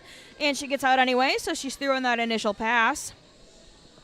While Swift Victory is through that wall for her 4 points. Delooney's coming around looking for a scoring pass. Delooney is just brute forcing her way up that wall, trying to push them out of her way. Swift Victory back to the pack for another scoring pass. Gets through for 4 more points. Delooney's nice little spin move around TPQ there, getting through the pack for 4 points.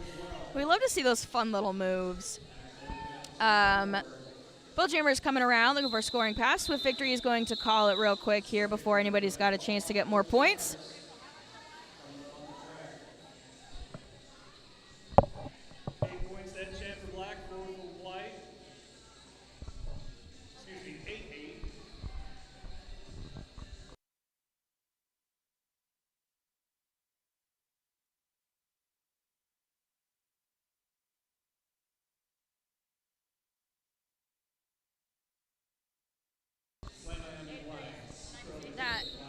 was a tie on both teams. We've got 96 to 83. White team is in the lead. On this jam, though, Slam I Am quickly getting through that pack, picking up lead jammer status. Cruella to kill, stuck behind her pack. Pass Slayjack going to the box. Cruella getting hit out. Beastie taking her back. Scream Cheese back onto the track now for black team. She was in the penalty box. Cruella still stuck on that initial pass.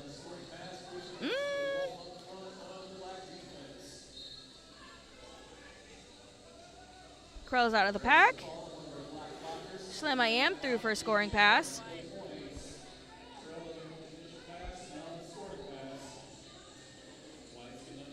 Cruella to kill. Now back at the pack looking to score. Slam I Am calling it off.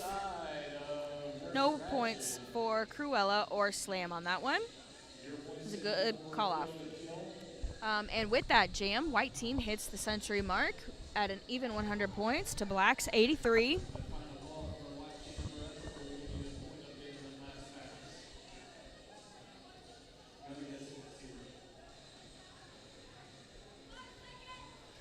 Five seconds is called. We've got Existential Crisis jamming against Donna Diablo for white. Lex pushing her way through that wall. A hard fight, but Donna Diablo gets out for lead jammer. Existential Crisis gets knocked out of bounds and recycles. Lex getting stuck behind that wall. Takes that jammer cover off. Looking for her pivot, who is in the box. No, is not in the box. Looks for her pivot, who is Static. She already passed. I'm really behind here. Donna Diablo calls it. And Static gets none for Donna.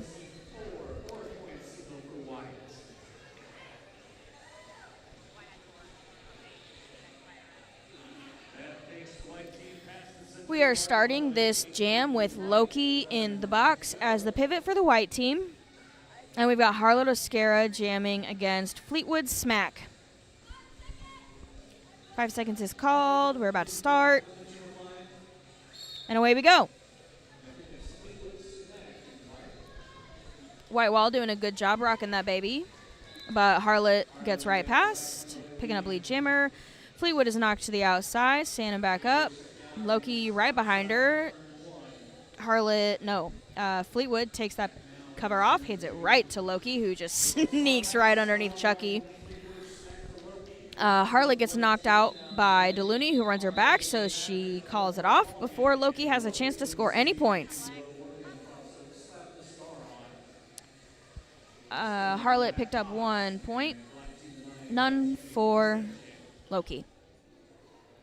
108-84 white team. We're going to have Static jamming against Slam I Am. Nobody's in the penalty box.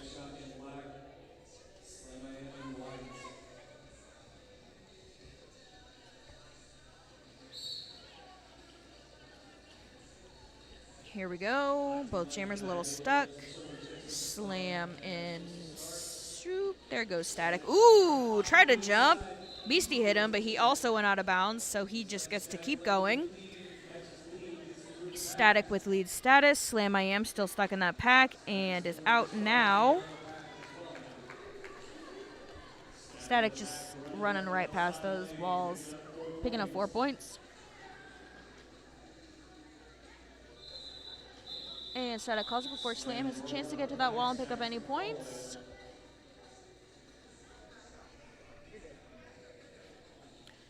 Four points for black that time. 108-88. White still in the lead here. We are just under 10 minutes left in this game. Again, we're just doing one 45-minute period. No halftime. Once this time runs out, game will be over.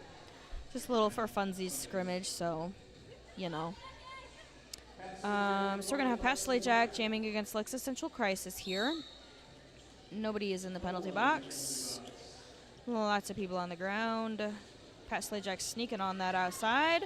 Going to pick up lead jammer status. Existential Crisis gets knocked to the inside, ran back.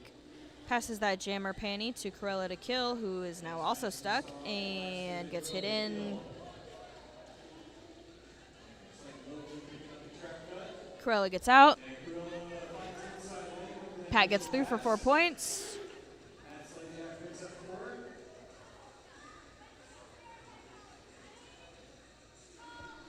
And Pat Slajack's going to call that jam before Corella gets a chance to hit the wall.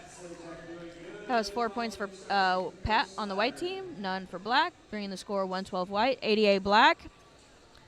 We're going to start this jam with somebody in the penalty box. That is Loki on the white team. Sketchy Morels jamming for white against Harlow Oscara on black.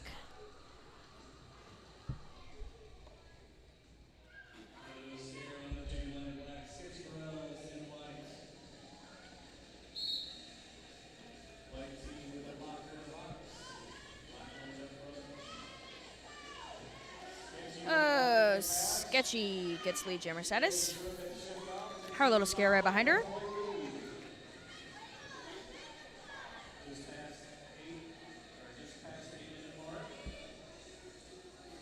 Jammers are racing, and Sketchy calls it.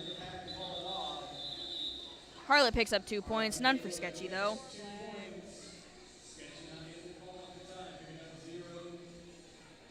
It's tough part of being a jammer and trying to like wait till the last second. Sometimes you don't get it quite right, and then they sneak in some points and you don't. There's a lot of mental game to roller derby besides just the very obvious physical game. So let's see here. We've got Donna Diablo jamming for the white team against Mad Dog on black.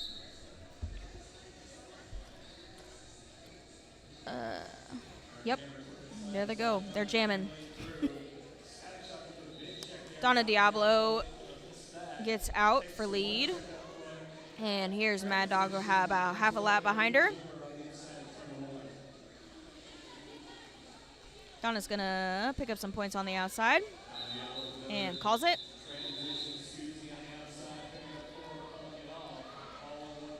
Nice little slick move on the outside there by Donna to avoid static as she picks up those points. 6.5 minutes left in this game. We've got Zoomies jamming against Delaney. Nobody's in the penalty box.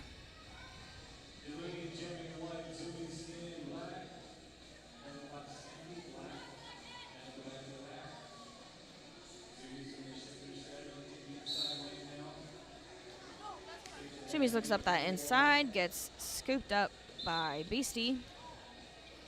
Hit out. Beastie's trying to hold her. Delooney's stuck on that black wall looking for the outside. Existential Crisis is going to the penalty box. I did not see what for. Delooney gets out and picks up lead jammer status. Scream Cheese also going to the penalty box for what I believe is a multiplayer.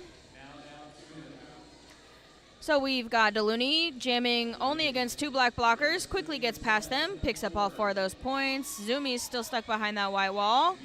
Her pivot is in the box, so she's fighting this one alone, unfortunately. Delooney coming around, looking for another scoring pass.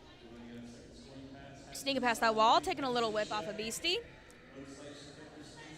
Corella to kill, bumping up to catch her. Delooney fighting through Corella, does a little spin move, trying to get around her. No pack was called, so Corella has to let her go. Delooney gets through for 4 more points. Beastie's going to the box. Zoomies gets out for her initial pass. Scream Cheese back to the track for the black team. Delooney coming around for another scoring pass, and it's going to call it. Going to pick up 2 points there before Zoomies can get any. That's going to take the lead for white up to 126 to black 90. Just about 5 minutes left in this game, folks.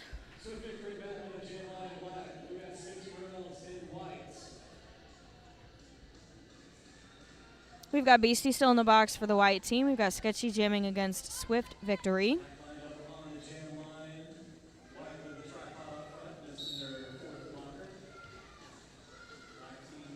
Chucky knocking Sketchy out.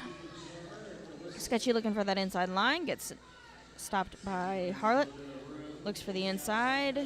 Keeps getting picked up by those black blockers. Swift Victory is stuck in the back of that white wall, though. Not having any better luck than Sketchy is. Rectangle bridging out in the middle there. Keeping those packs together.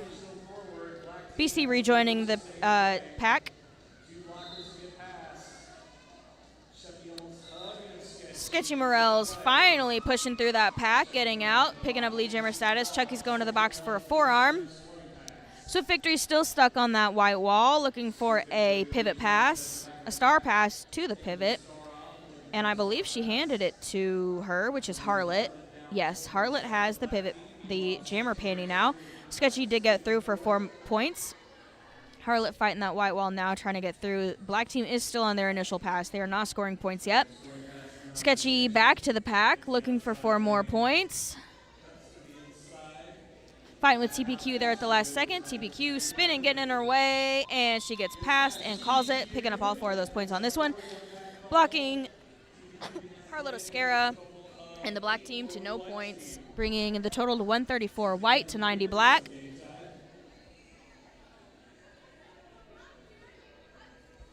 Hitting just under 3 minutes now left in this game. We're going to have Danimals jamming against Slam I Am.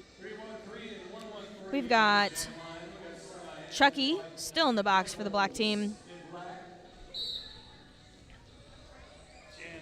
Both jammers hitting those walls, both of those walls hitting back.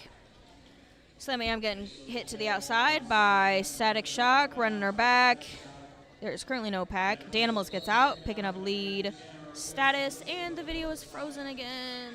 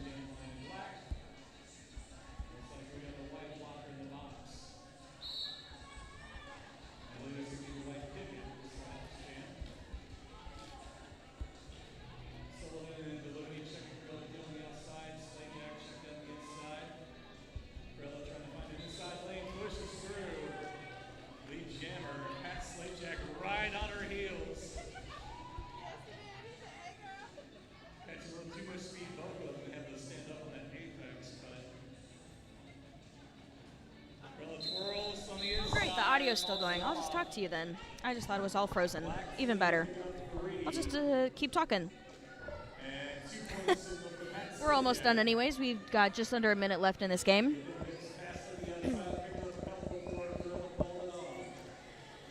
So we're going to have Donna Diablo jamming against Lex Essential Crisis here. Probably the last jam of the game. We are white 136 points to black 97. We've got Delooney in the penalty box, so we've got only 3 out there. Donna Diablo quickly getting out, picking up lead jammer status. Lex Essential Crisis stuck in the back of the pack. Yep, she's good. Sketchy tried to run her back, but she was in front of her before she did that. Lex takes off the jammer panty cover, looking for her pivot. Donna Diablo getting out for 4 more points. Lex successfully passes that jammer panty to Harlot Oscara, who is out of the pack. Donna Diablo looking to get 4 points here. Hits that pack. Easily getting through here. Harlot Oscara coming around, hopefully for a little scoring pass. Let's see if Donna calls it.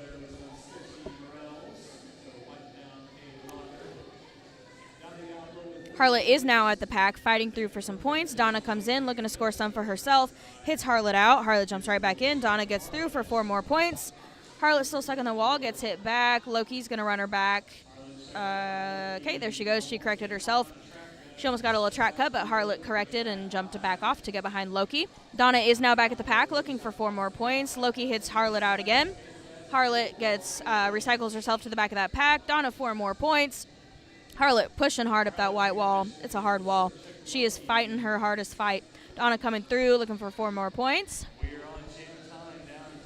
Harlot hit out again, ran back by Loki. We are now only on jam time, which is 30 seconds. Looks like Donna probably wants to just run this to the end, which now will we... Oh, nope, she didn't get the penalty. She's going to go ahead and call that jam.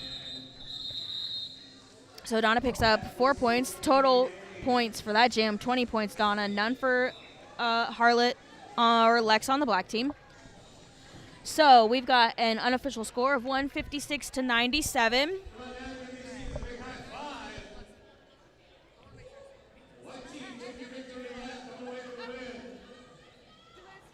white team picking up that victory. And I want to thank you guys again for joining me here on the stream today.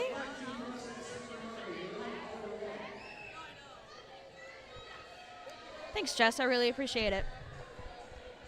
And again, thank you to everybody for hanging out, watching roller derby with us. We really appreciate you and appreciate any of the skaters you know for coming and hanging out with us today. That being said, I'm going to go ahead and call it a night. And we'll see you next time.